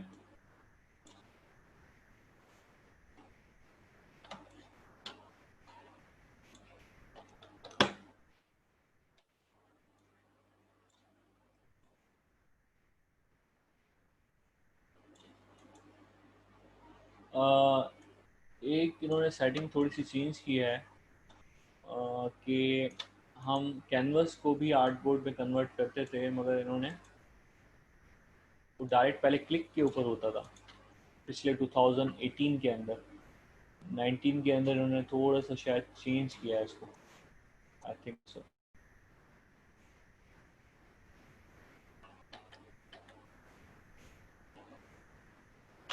खैर, अगर मैं पूरे मतलब मेरे लिए थोड़ा सा काम बढ़ गया, अगर मैं पूरे उस इलाके में इसको कैनवस के ऊपर अगर इसको सेलेक्ट करूं तो अब ये कैनवस आर्ट बोर्ड में कन्वर्ट हो गया। कैसे हुआ फिर बता दूं। ठीक है, अगर मैं आर्ट बोर्ड लेता हूं, आर्ट बोर्ड को वो जो पूरा कैनवस जिस साइज़ और जिस हिसाब से है उसके आउटलाइंस के ऊपर, उसके एजेस से मैं इसको पूरा अगर ड्रैग एंड ड्रॉप करके अगर बना दूं फॉर एग्जांपल उसी साइज़ का, तो अब ये पूरा का पूरा canvas converted to art board है। ओके, और आर्ट बोर्ड का जैसे फोटोशॉप उसमें इलिस्ट्रेटर में होता था, सबसे बड़ा फ़ायदा तो यह है कि अगर मैं कोई चीज़ अगर यहाँ पे लिखूँ या बनाऊँ फॉर एग्जांपल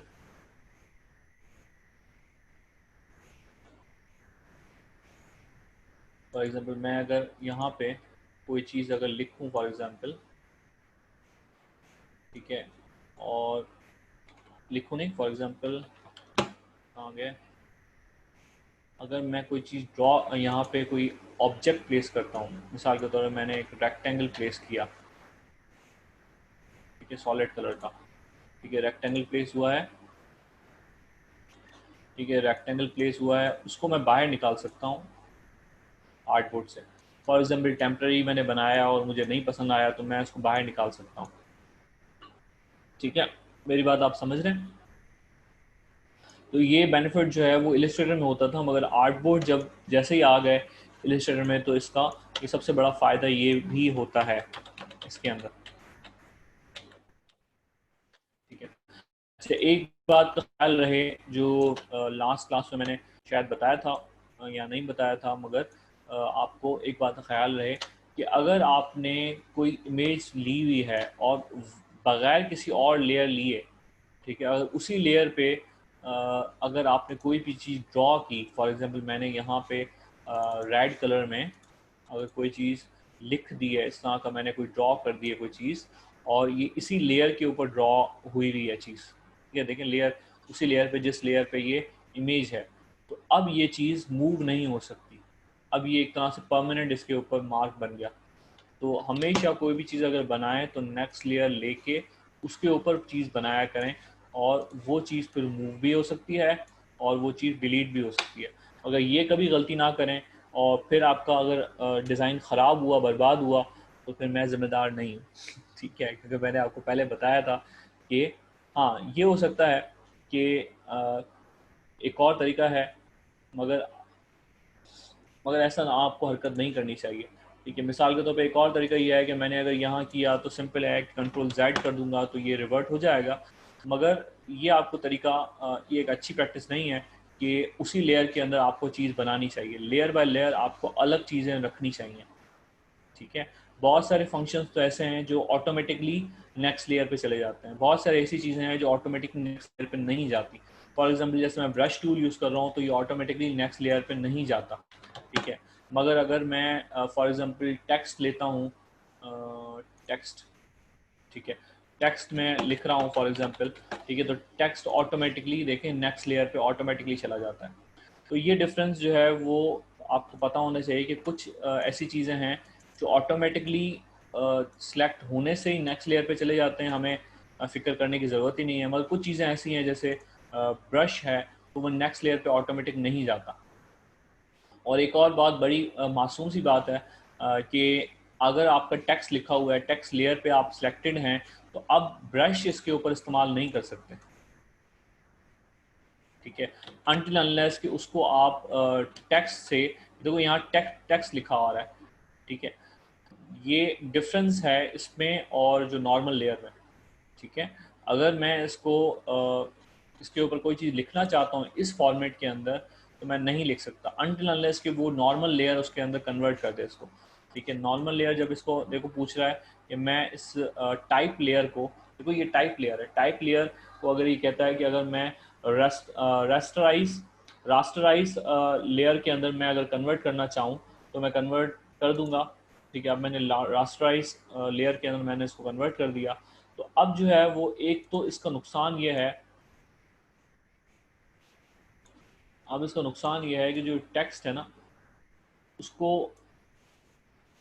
आपको लिखने में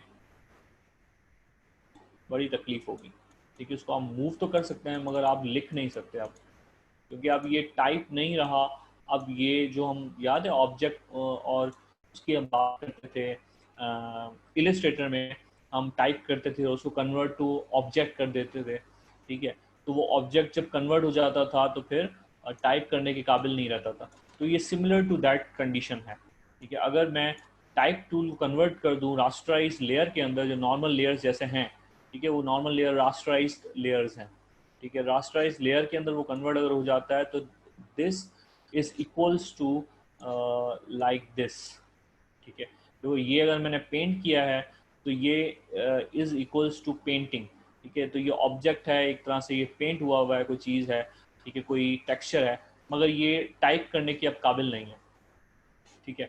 तो इसलिए इस बात का, छोटी सी बातें होती हैं मगर बहुत सारे स्टूडेंट्स हैं जो फोटोशॉप पे काम कर रहे होते हैं नए, तो ये सवाल करते हैं कि सर हमारा ये डॉक्यूमेंट ख़राब हो गया, नहीं हो रहा, मसला आ रहा है, उससे टाइप हो नहीं रहा। ये बहुत बेसिक सी चीज़ें हैं, बड़ी माइनर सी। जब आप प्रैक्टिस करने बैठेंगे ना तो ऐसी अजीब अजीब सी हरकतें होती हैं और होंगी आपके साथ। तो उसका जो ना मैं आपको वजह बता रहा हूँ कि ये चीज़ें क्यों होती हैं। जब तक आप ये समझेंगे नहीं कि टूल्स कैसे काम करते हैं तो ये छोटी बच्चों वाली हरकतें होती हैं कई दफ़ा, ठीक है। तो आपको पता होना चाहिए कि देखो टेक्स्ट टूल जो है वो टाइप लेयर वो एक अलग चीज़ होती है और रास्टराइज लेयर एक डिफरेंट चीज़ होती है, ठीक है। इनमें बहुत बड़ा फ़र्क होता है। देखो यहाँ पे ये टाइप लेयर है, इसको आप एडिट कर सकते हैं, डबल क्लिक करें, ठीक है, इसको आप एडिट कर सकते हैं, ठीक है। आप फ़ोन चेंज कर सकते हैं, आपके पास ऑटोमेटिकली यहाँ सारे ऑप्शंस आ रहे हैं। मगर जब मैंने इसको कन्वर्ट कर दिया, इसके ऊपर मैंने कोई चीज़ लिखी, फॉर एग्जांपल ये कन्वर्ट टू रास्टराइज हो गया, ठीक है, कन्वर्ट टू रास्टराइज हो गया, तो अब यहाँ पे मैं इसका फ़ोन चेंज नहीं कर सकता। देखो फ़ोन का ऑप्शन ऊपर नहीं आता, चीज़ें नहीं आती। क्लियर है? ठीक है, मेरी बात होप्स हो कि आपको समझ में आई होगी, ठीक है। अच्छा, दूसरी बात यह है कि यहाँ पे एक इरेज टूल भी है, ठीक है। इरेज टूल इतना ज़्यादा इस्तेमाल नहीं होता वैसे तो, क्योंकि हम वैसे ही हमने कटिंग के बड़े अच्छे अच्छे टूल्स हमने वैसे ही सीख लिए हैं, तो इतना ज़्यादा वैसे यूज़ नहीं होता। मगर एक ऑप्शन है, आपको बता दूँ कि इरेज टूल क्या करता है कि उस एरिया को इरेज करता है, उस लेयर के एरिया को, और पीछे वाली लेयर जो विजिबल होती है उसको बाहर विजिबल कर देता है।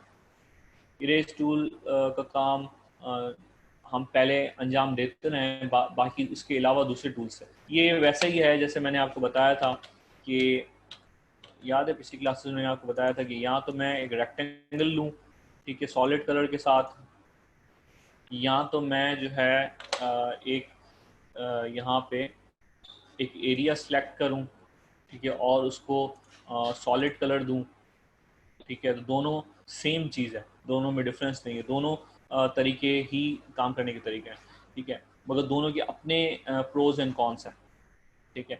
तो फोटोशॉप में बहुत सारे ऐसे टूल्स हैं जिसके अपने अपने प्रोज एंड कॉन्स है, और एक चीज़ एक तरीके से नहीं होती, बहुत सारे वेज के साथ होती है।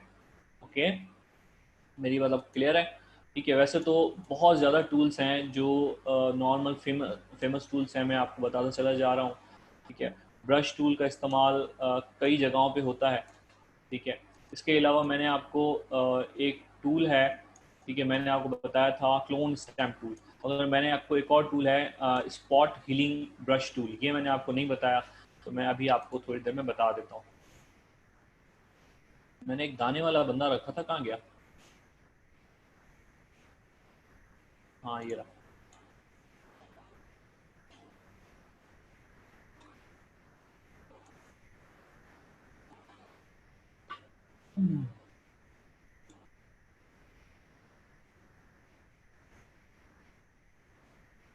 प्रैक्टिस किसी की नहीं आ रही है, पता नहीं क्या माजरा है। मैंने इतने दफ़ा पिछले लेक्चर्स में इतने दफ़ा इंडोज किया है, इतने दफ़ा कहा है, मेरा फोटोशॉप हैंग हो गया है। क्या हो रहा है? बस फोटोशॉप रिएक्ट नहीं कर रहा, हैंग हो गया मेरा फोटोशॉप। तो कई दफ़ा आपको फोटोशॉप भी हैंग हो सकता है भाइयों। मेरे पास अजीब बात यह है कि इतनी ज़्यादा रैम और इतना भारी पीसी लेने के बाद भी अगर फोटोशॉप हैंग हो तो बड़ा दुख होता है। खैर, चल गया।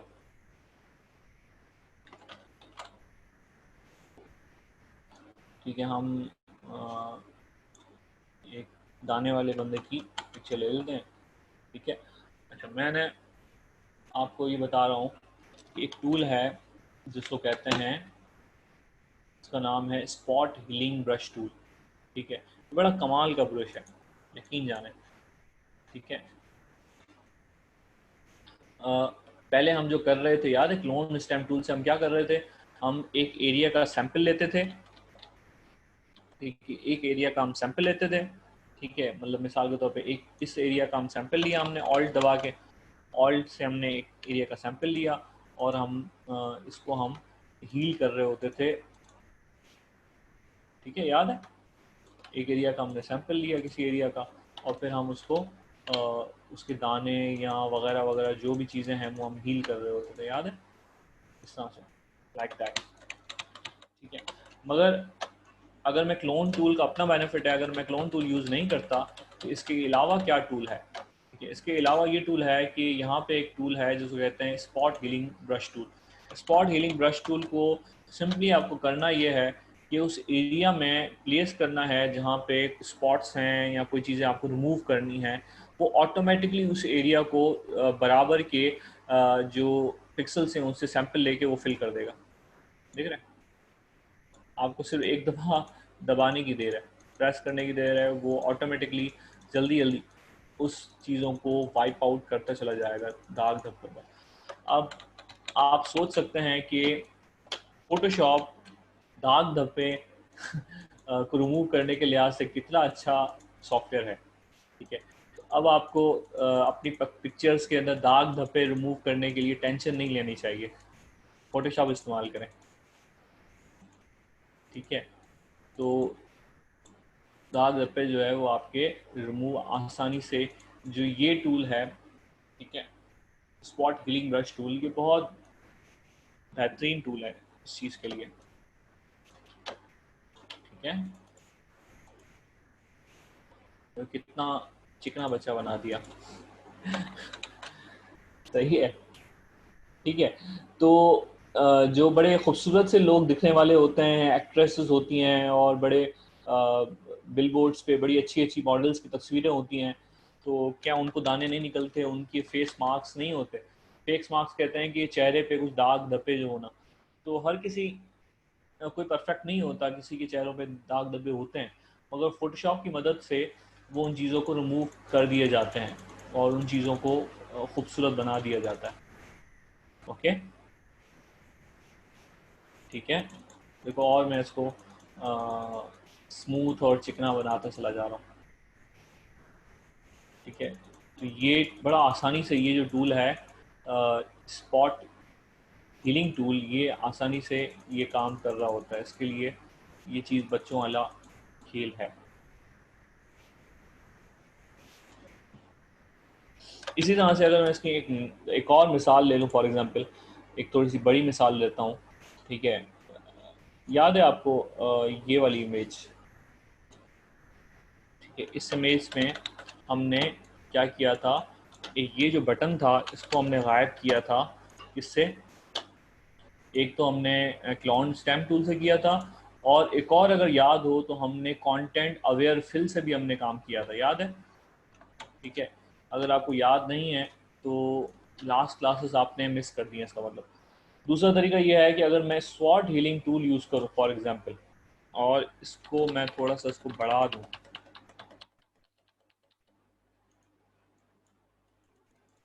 ठीक है, तो आप, बताने का मकसद यह है कि स्पॉट हीलिंग टूल से आप ये हरकतें नहीं कर सकते, ठीक है।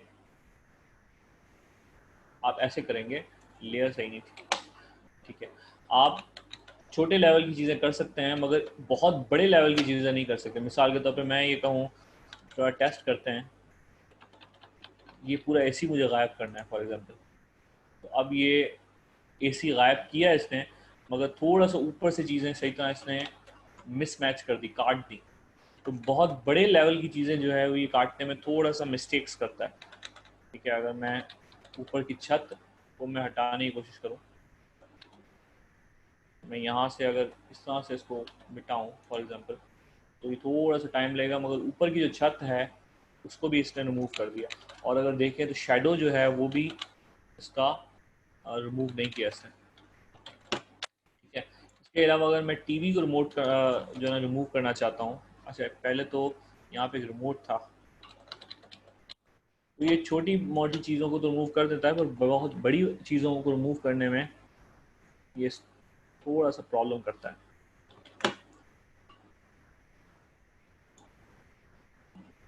रिमूव कर दिया, बहुत जल्दी से रिमूव किया किसने? स्पॉट हीलिंग ब्रश टूल है, ओके।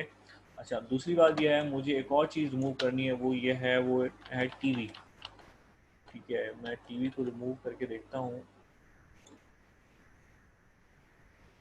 मैंने एक दफ़ा क्लिक किया इसको, ठीक है, रिमूव कर दिया काफ़ी हद तक, मगर यहाँ पे थोड़ा सा शेडोज़ में इसने मसला किया है। यहाँ पे इस एरिया को सही तरह से, वैसे काफ़ी हद तक इसने किया है काम, मतलब इसको अंडर एस्टिमेट नहीं कर सकते, काफ़ी हद तक तो उसने काफ़ी अच्छा काम किया है। तो थोड़ा बहुत अगर काम मिस कर दिया है तो हम उसको किससे, क्लोन स्टैम्प टूल से हम उसको सही कर सकते हैं।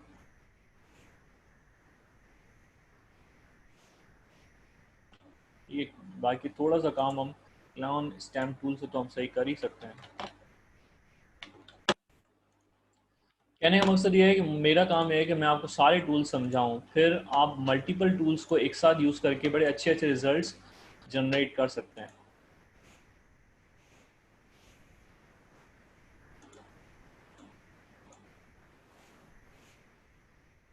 ठीक हो गई बात?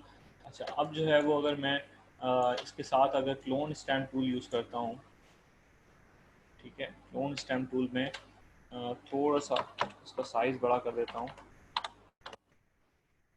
और इस एरिया का सैंपल लेता हूँ, ठीक है। तो मैंने इस टेबल को फिक्स कर दिया, और कौन सी जगह को फिक्स करना है मुझे, और इस जगह को फिक्स करना है मुझे।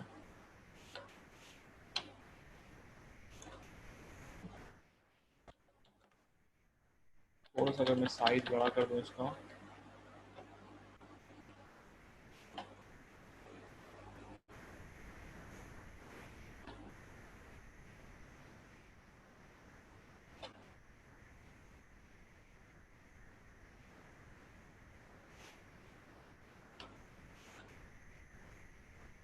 ठीक है। तो मैंने देखें क्लोन स्टैम्प टूल से काफ़ी बेहतर कर दिया उसको, ठीक है। मैंने काफ़ी चीज़ें बेहतर की। ऊपर जो है मुझे यहाँ पे सेट करना है, तो अगर मैं थोड़ा सा टेस्ट करूँ स्पॉट हीलिंग टूल से, तो स्पॉट हीलिंग टूल से मैं इसको सेट करना चाहूँ तो क्या कर सकता हूँ? नहीं कर सकता। तो ये जो शेडो का मसला है ये आपको सेट करना पड़ेगा इससे, क्लोन स्टैम्प टूल से, ठीक है। सैम्पल्स लेते जाने हैं और इस चीज़ को बेहतर आप यहाँ से इस तरह से कर सकते हैं। थोड़ा सा मैं इसका साइज़ बड़ा कर दूँ,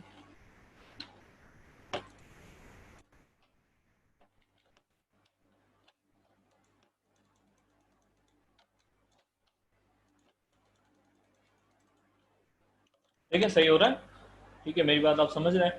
तो इस तरह से इन टूल्स का बहुत बड़ा इम्पैक्ट पड़ता है और बहुत ज़्यादा आप चीज़ों को मैनिपुलेट कर सकते हैं, ठीक है, कितनी चीज़ें हमने रिमूव कर दी हैं, हमने यहाँ से ये चीज़ रिमूव कर दी और हमारा काम बहुत ज़्यादा कर दिया था स्पॉट हीलिंग ब्रश ने, ठीक है, मगर हमने थोड़ा मिक्सअप किया टोन स्टैम्प टूल को साथ, तो बहुत सारे अच्छे अच्छे हमारे काम बन गए उसके साथ, ठीक है। और दूसरी बात यह है कि एक बात तो खैर है कि जितना मैं साइज़ इंक्रीज़ करूँगा तो उससे भी काफ़ी चीज़ें, एरिया ज़्यादा सैंपल लेगा, ठीक है। मिसाल के तौर पर मैं अगर साइज़ बड़ा कर दिया और मैंने एरिया सैंपल ज़्यादा ले रहा हूँ, अब मैं ज़्यादा बेहतर तरीके से इसकी चीज़ें को सेट कर सकता हूँ। और अगर दूसरी बात एक और कि यहाँ पे देखो सॉफ्टनेस है, अगर सॉफ्टनेस को भी अगर मैं हटा दूँ फॉर एग्जांपल थोड़ी देर के लिए, उसको सॉफ्टनेस को हार्डनेस में कन्वर्ट कर दूँ, और अब अगर मैं टोन स्टैम्प टूल यूज़ करता हूँ,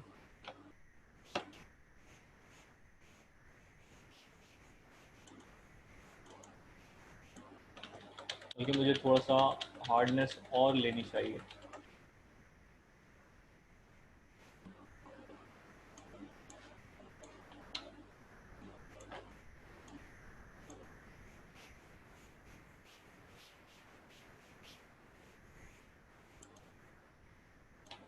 ठीक है।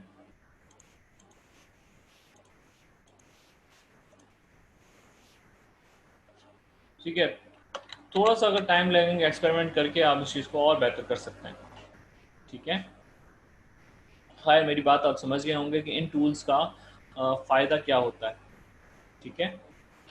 वापस आ जाते हैं, ठीक है, हमने इसको गोरा बना दिया आपके सामने, ठीक होगी बात। भाइयों मेरी बात सुन भी रहे हो कि नहीं? किसी को ना चैट आता है, ना कोई सवाल आता है, ना कुछ आता है, कहाँ चले गए हो सारे? किसी का कोई क्वेश्चन है, किसी का कोई सवाल है तो क्लास आगे बढ़ाएं हम। मेरी बात आपको सबको समझ में आ रही है? मैं जल्दी जल्दी में बहुत सारी चीज़ें बताता चला जा रहा हूँ, मगर मेरी बात समझ में आ भी रही है कि नहीं?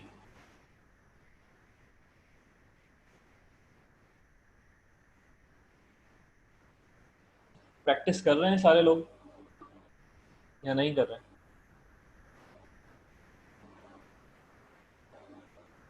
प्रैक्टिस कर रहे हैं, नहीं कर रहे हैं? अब प्रैक्टिस के ऊपर किसी का कोई जवाब नहीं आएगा। खैर, इंटरेक्ट किया करो भाइयों और बहनों, सवाल किया करो, बात किया करो, ठीक है। सो तो नहीं जाते, मुझे पता नहीं क्यों खदशा लायक होता है कि सो गए हो सारे, ठीक है।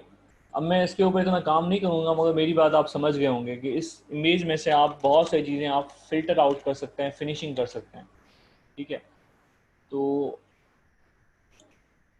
कितनी आप चीज़ें फ़िल्टर आउट कर सकते हैं कि नहीं कर सकते? बिल्कुल कर सकते हो, ठीक है। अच्छा, अब एक और इम्पॉर्टेंट बात यह है जो हम अपनी वापस टॉपिक पे आते हैं कि मिसाल के तौर पे हमें एक पोस्ट बनानी है, ठीक है। देखो, मैंने ये बात पहले भी कई दफ़ा बताता हूँ, टूल्स आना और एक अच्छी चीज़ बनाना दो अलग अलग बातें हैं, ठीक है। एक अच्छी चीज़ बनाना, एक फॉर एग्जांपल पोस्ट बनाना या कोई पोस्टर बनाना, वो एक डिफरेंट चीज़ होती है, और एक टूल्स आना बहुत फ़र्क है दो बातों में, ठीक है। तो मिसाल के तौर पे अगर मैं एक कोर्स बना रहा हूँ, ठीक है, पोस्ट बनाता हूँ आपके सामने, ठीक है, एक सैंपल के तौर पे जल्दी जल्दी बना लेते हैं, और ठीक है, मैं एक पोस्ट बना रहा हूँ 1000 बाय 1000 लेता हूँ, ठीक है, फेसबुक की एक पोस्ट बना रहा हूँ, ओके, ठीक है। तो आपको किसी प्रोजेक्ट पे हम मिसाल के तौर पे काम करें ना, मुझे क्लाइंट को कोई प्रोजेक्ट है, मुझे ये इसके ऊपर काम करना है फॉर एग्जांपल, ओके। तो अब मैं किसी पोस्ट बना रहा हूँ, अब ये जो पोस्ट है ये है ट्रैवल एंड टूर्स की पोस्ट है, ठीक है। मतलब मिसाल के तौर पे मुझे नारान और कागान घूमने जाना है, उसके ट्रैवल और टूर का पैकेज है, ठीक है। उसकी मुझे पोस्ट बनानी है, किसी आपको क्लाइंट ने दिया है, ठीक है। आपने जो साइज़ लिया वो क्या जल्दी जल्दी से लिया, आपने 1000 बाय 1000 ले लिया, ठीक है, आपके पास साइज़ आ गया। अब आप क्या करते हैं कि आप नॉर्मली क्या करेंगे, आप बड़ी अच्छी सी नारान कागान की आप पिक्चर लेंगे।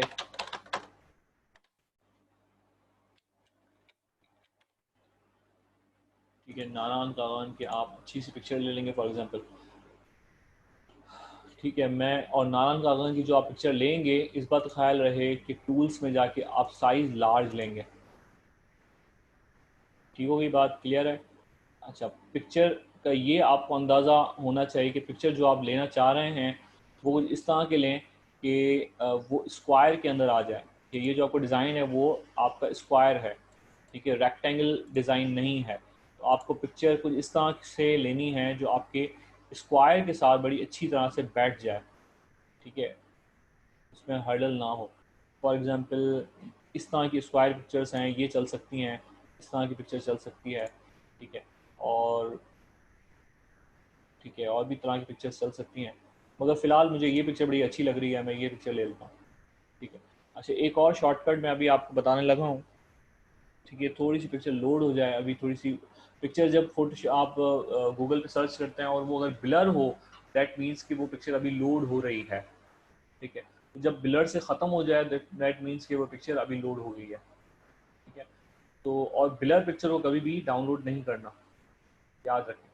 ठीक है, पिक्चर जब ब्लर के साथ प्रोसेस हो जाए तो आपको वो पिक्चर लेनी है। ठीक है, मैं पिक्चर फॉर एग्जांपल ये लेता हूँ। ये पिक्चर काफ़ी बड़ी है, अगर देखा जाए तो 3840 है ये। ठीक है, काफ़ी बड़ी पिक्चर है, दैट मीन्स कि उसका रेजोल्यूशन बड़ा अच्छा होगा। ठीक है, और मैं क्या करता हूँ, इस पिक्चर को डाउनलोड कर लेता हूँ अपने पास। ये मेरे पास पिक्चर डाउनलोड हो गई है।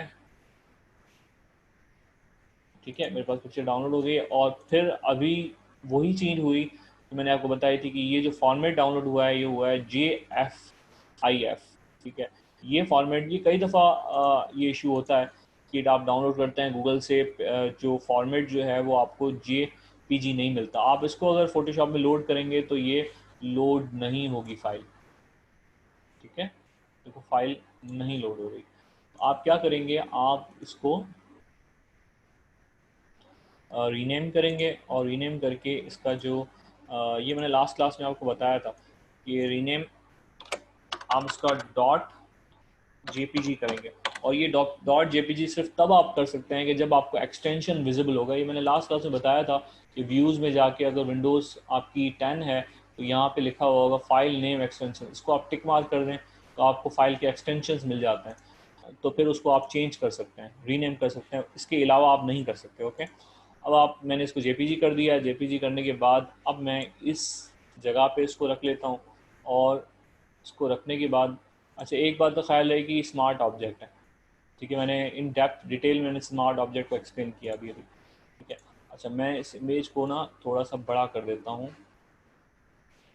और इतना बड़ा कर देता हूँ। ओके, इसको मैंने ओके कर दिया। अच्छा, इमेज को थोड़ा सा मैं साइड पे ले जाता हूँ। ठीक है, और अब मैं इसके ऊपर टेक्स्ट लिखता हूँ।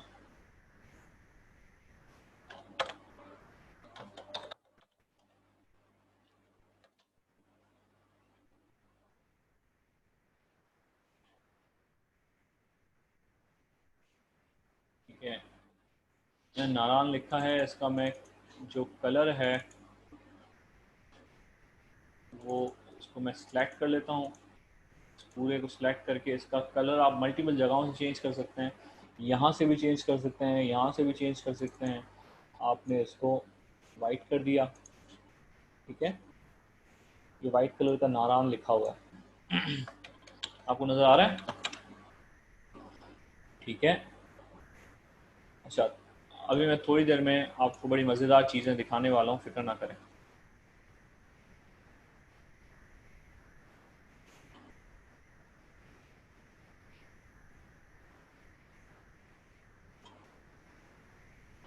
फ़िलहाल ना मैं ये जो नारायण मैंने लिखा है ना, मैं क्या करता हूँ कि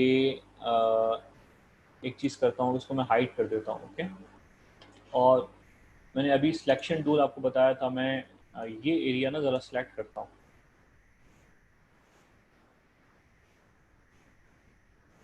ठीक है, मेरा सिलेक्शन इस पे होगी, इस पे ये एरिया मैं ज़रा सेलेक्ट करता हूँ।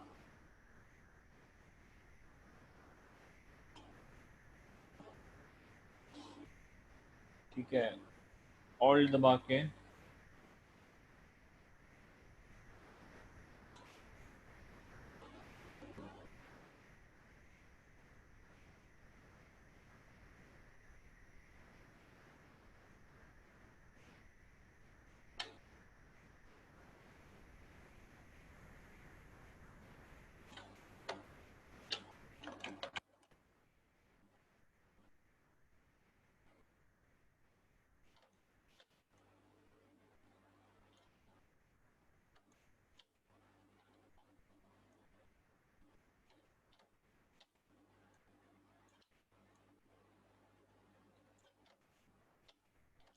ठीक है, अगर कोई मिस्टेक हो जाती है तो कोई मसला नहीं है, तो सिलेक्शन में तो मैं बता दूंगा, मिस्टेक्स सही हो जाएंगी थोड़ी देर में। ठीक है, फ़िलहाल उसको आप सेलेक्ट कर लें थोड़ा सा। ठीक है, सेलेक्ट करने के बाद अब आपको करना क्या है, ये जो आपने सेलेक्ट किया है इसको आप कर लें। यहाँ पे नीचे आपका ऑप्शन आएगा ऐड लेयर मास्क, आप इसको लेयर मास्क में ले लें। ठीक है,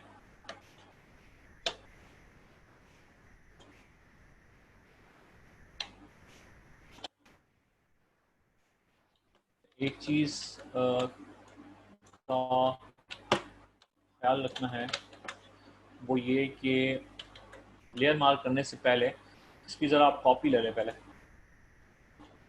ये डुप्लीकेट लेयर ले लें इसकी। ठीक है, डुप्लीकेट लेयर हमने नीचे रख लिया। ठीक है, अब आप क्या कर लें कि मास्क ले लें। ठीक है, मास्क ले लिया हमने। ठीक है, देखें ये एरिया हमने मास्क ले लिया। तो ज़रा नारायण को ओपन कर लें अपने पास। ठीक है, नारायण को ओपन करने के बाद आपको क्या करना है कि नारायण को ज़रा आपको नीचे रख लेना है इसके। क्या किया मैंने, नारायण को मैंने नीचे रख लिया। नारायण को जब मैंने नीचे रख लिया तो अब क्या किया कि मैंने ये एक इफेक्ट में दे रहा हूँ। ठीक है, नारायण को का जो एन है उसको ज़रा मैं पीछे की तरफ लिख रहा हूँ, इसके रख रहा हूँ। ये थोड़ा सा अगर साइज़ में और बड़ा करूँ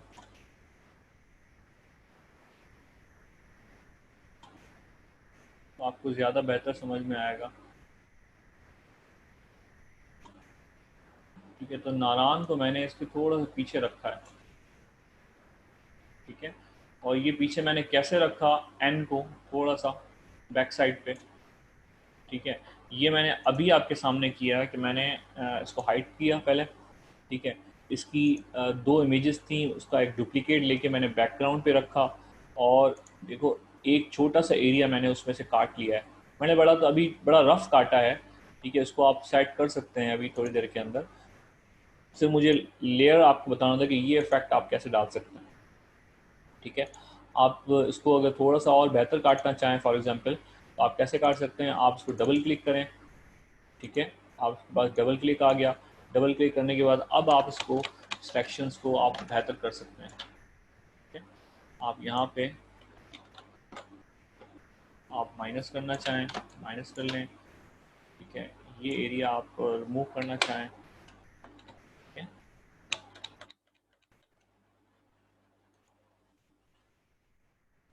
ठीक है, फिलहाल तो मोर देन इनफ है। ठीक है, एक इफेक्ट डालने के लिए।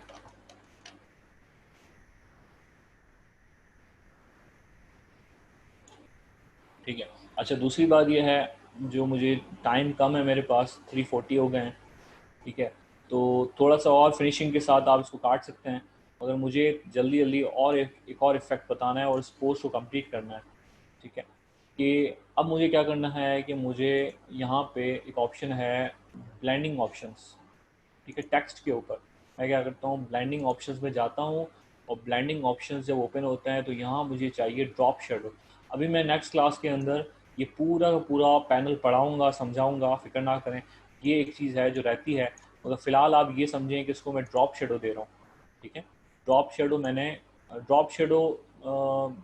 आपको शायद इलिस्ट्रेटर में भी बताया था, मगर इलिस्ट्रेटर में जो है वो हमें मैन्युअली बनाना पड़ता था, मगर इसके अंदर बड़ा अच्छा फीचर है, ये बाय डिफ़ॉल्ट खुद ही ये फीचर दे रहा होता है। ओके, और आप मल्टीपल ड्रॉप शेडोज़ भी एक साथ डाल सकते हैं। ठीक है, आप ड्रॉप शेडो में अभी आपको दिखाता हूँ। ठीक है। आपको बेहतर जो पता चलेगा ना वो तब पता चलेगा कि जब हम यहाँ इस स्क्रीन पे आते हैं। ठीक है, तो अब आपको पता चलेगा कि ड्रॉप शेडो कैसे काम कर रहा है। ठीक है, अब आप ड्रॉप शेडो पे डबल क्लिक करें। ठीक है, ड्रॉप शेडो की ओपेसिटी थोड़ी सी अगर हाई करेंगे तो आपको नज़र आएगा कि ड्रॉप शेडो कैसे दिख रहा है।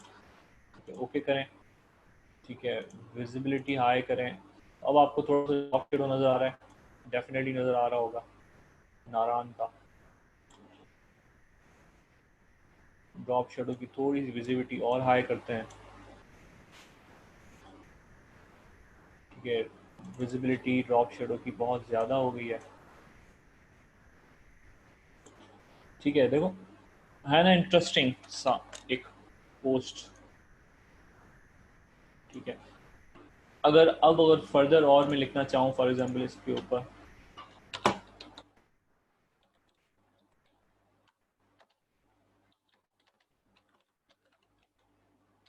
Tour and travel. ठीक है, टूर एंड ट्रैवल में इधर ऊपर मैंने लिखा है, और इसको भी मैंने वाइट कलर में लिखा है, और इसको भी मैं ड्रॉप शेडो दे देता हूँ।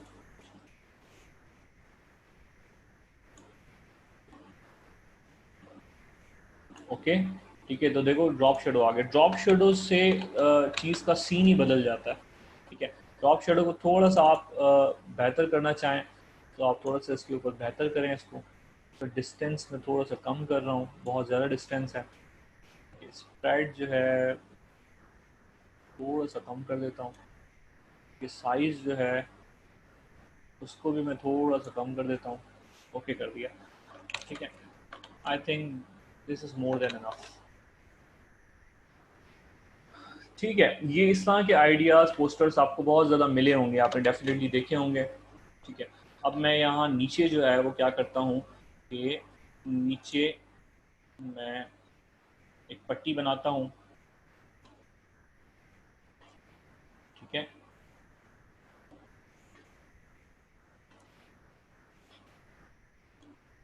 यहाँ नीचे एक पट्टी रखता हूँ। ठीक है, और इस पट्टी की ज़रा मैं ओपेसिटी डाउन कर सकता हूँ।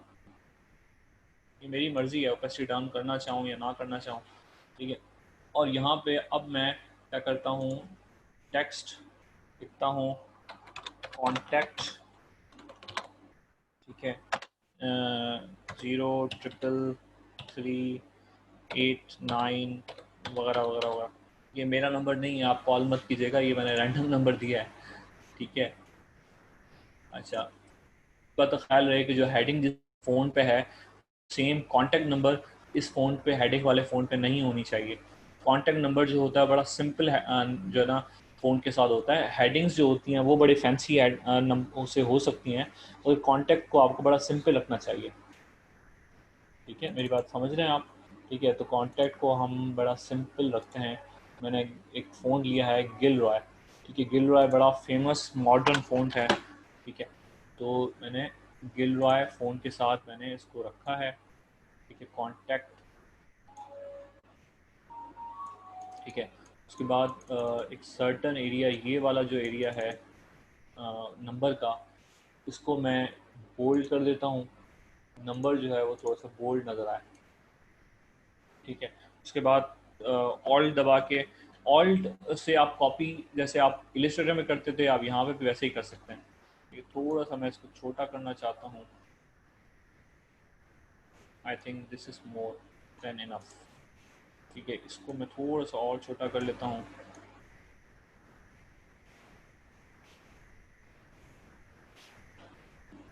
ओके, इसको मैं नीचे कर लेता हूँ। अब मैं क्या करता हूँ कि ऑल्ट दबा के इसको मैं कॉपी कर लेता हूँ, जो हम करते थे इलिस्ट्रेटर में। ठीक है, अब मैं यहाँ पे क्या करता हूँ कि ईमेल लिख लेता हूँ। ठीक है, Narayan @info dot TV for example. ठीक है, मैंने एक ईमेल बना दी है। ठीक है, तो देखो आपके सामने अभी अभी हमने एक पोस्ट अच्छी सी बड़ी सिंपल सी हमने बना दी। ठीक है। मुझे अगर कोई डिटेल्स लिखनी है, फॉर एग्जांपल मुझे कोई फॉर एग्जांपल इस तरह कोई चाहिए कि जिसमें यहाँ पे मुझे कुछ और चीज़ें कंटेंट लिखनी है, तो कभी भी आप डायरेक्टली कंटेंट नहीं लिखेंगे, क्योंकि देखें अगर कंटेंट लिखते हैं तो ये इसका बैकग्राउंड जो है वो बड़ा नॉइजी है। नॉइजी का मतलब बड़ा चीज़ें चल रही हैं उसके ऊपर, बड़ा शोर है, चीज़ें हैं। तो मैं अगर कोई कंटेंट डायरेक्टली इसके ऊपर लिखता हूँ, फॉर एग्जांपल एक्स वाई जी कुछ भी लिखता हूँ, तो वो इतना विजिबल नहीं होगा अनटिल अनलेस कि मैं इसको थोड़ा सा शेडो दूँ। शेडो जो है वो ओवर एग्जैजुरेट नहीं किया जाता, कोई भी इफेक्ट ओवर एग्जैजुरेट, मेरी बात आप याद रखें, कोई भी इफेक्ट ओवर बहुत ज़्यादा ओवर नहीं किया जाता। ओवर का मतलब यह है कि मैंने एक तरफ एन को छुपाया है, तो मैं हर जगह से एन को छुपाऊंगा नहीं। मतलब अगर मैंने यहाँ से थोड़ा सा इसको छुपाया है तो मैं इधर से भी नहीं छुपाऊंगा, किसी एक तरफ से छुपाऊंगा। थोड़ा सा इफेक्ट को थोड़ा थोड़ा इस्तेमाल करना है, बहुत ज़्यादा इस्तेमाल नहीं करना। ओवर एग्जैजुरेट इफेक्ट करना वो भी चीज़ों को बहुत ख़राब कर देता है। थोड़ा सा बैलेंस रहना चाहिए। ठीक है, मैंने यहाँ शेडो दिया है, यहाँ शेडो दिया है, तो मैंने नीचे शेडो नहीं दिया। और अगर मैं और डिटेल्स लिखूंगा तो उसके अंदर फिर शेडो मैं नहीं दूंगा। ठीक है, मेरी बात आप समझ रहे हैं? ठीक है, स्टार्टिंग फ्रॉम 11th जून, ठीक है, 1 नाइट एंड 2 डेज, मतलब मैं अभी फ़िलहाल रैंडमली कोई चीज़ लिख रहा हूँ। ठीक है, तो आप ये चीज़ इस तरह से अगर करना चाहें तो आप कर सकते हैं। ओके, ठीक है। ये ऑप्शन सेम वही हैं जो याद है हमने किस में किए थे, इलस्ट्रेटर में यूज़ किए थे। ठीक है, ये सेम वही ऑप्शंस हैं। आप लाइन गैप कम करना चाहें, ठीक है, ये टेक्स्ट को, और ये टूल्स मैंने इलस्ट्रेटर में बहुत डिटेल में पढ़ाए थे, तो आई होप सो कि आपको इतनी ज़्यादा डिटेल्स की अब ज़रूरत नहीं होनी चाहिए। सेम ऑप्शंस हैं, इतनी ज़्यादा इशू नहीं है। ठीक है, मैं अगर इन चीज़ों को छोटा कर लेता हूँ, और अब मैं क्या करता हूँ कि एक नेक्स्ट लेयर ले लेता हूँ। नेक्स्ट लेयर पे इसको मैं बना लेता हूँ, सॉरी, यहाँ नेक्स्ट लेयर पे एक बॉक्स बना लेता हूँ। ठीक है, और ये जो बॉक्स है मेरे पास, ये मैंने ग्रेडियंट में रखा है। ठीक है, ग्रेडियंट मेरे पास जो है वो लीनियर ग्रेडियंट है, 180 डिग्री पे है। ठीक है, और इसको मैं स्वैप कर लेता हूँ। ठीक है, और इधर वाला जो मेरे पास ग्रेडियंट है, ठीक है, इधर वाला जो मेरे पास ग्रेडियंट है ये है, और ये वाइट है और ये ब्लैक है। तो दूसरी बात यह है कि मैं इस वाला राइट साइड का जो मेरे पास ग्रेडियंट है वाइट कलर का, इसकी ओपेसिटी में 0 कर देता हूँ। ओके, बल्कि एक और काम मुझे करना चाहिए सबसे पहले, इससे पहले कि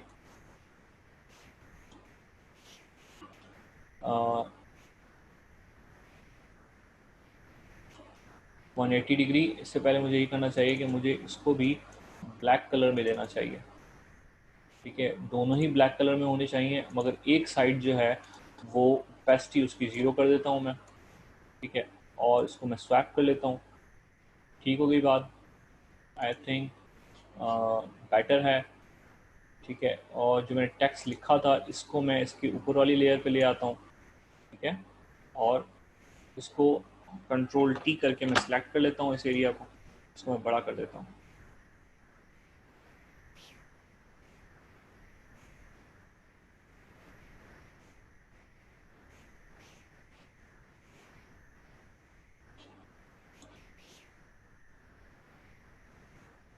ठीक है,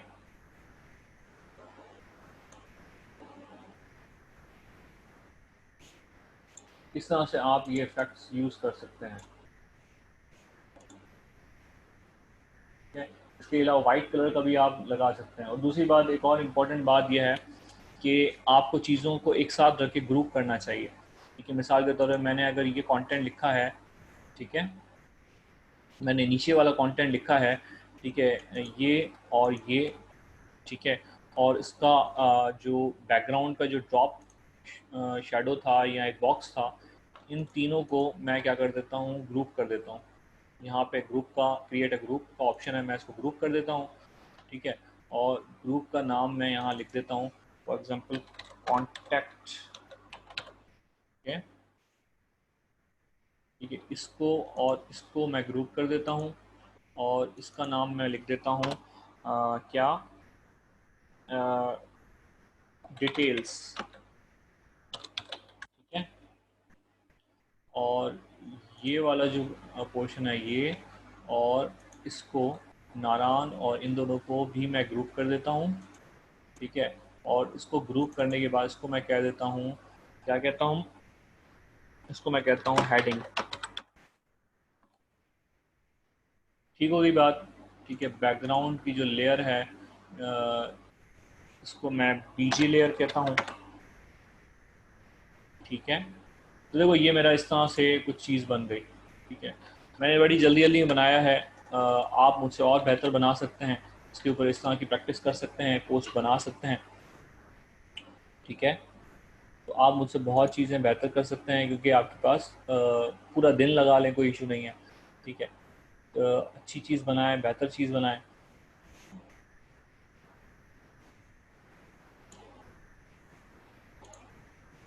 ओके। ठीक है, आज की क्लास यहाँ तक वाइंड अप करते हैं, फिर इंशाल्लाह ताला नेक्स्ट क्लास में हम फर्दर टूल्स को हम स्टडी करेंगे, ठीक है। जो आज की क्लास में मैंने आपको पढ़ाया है, बताया है, इसकी ज़रूर प्रैक्टिस करें। अगर प्रैक्टिस नहीं करेंगे तो बात डेफिनेटली नहीं समझ में आएगी, ठीक है। अगर किसी को कोई बात नहीं समझ में आई तो मुझसे वो क्वेश्चन कर सकता है डेफिनेटली, ठीक है। सही, इंशाल्लाह ताला नेक्स्ट क्लास में हम इसको फ़ोटोशॉप को फर्दर हम पढ़ाएंगे। कोशिश है कि इस वीक तक हम फ़ोटोशॉप को कवर अप करेंगे, फिर नेक्स्ट वीक में जो है वो हम फाइवर को हम पढ़ाएंगे, ठीक है। ठीक है फराज।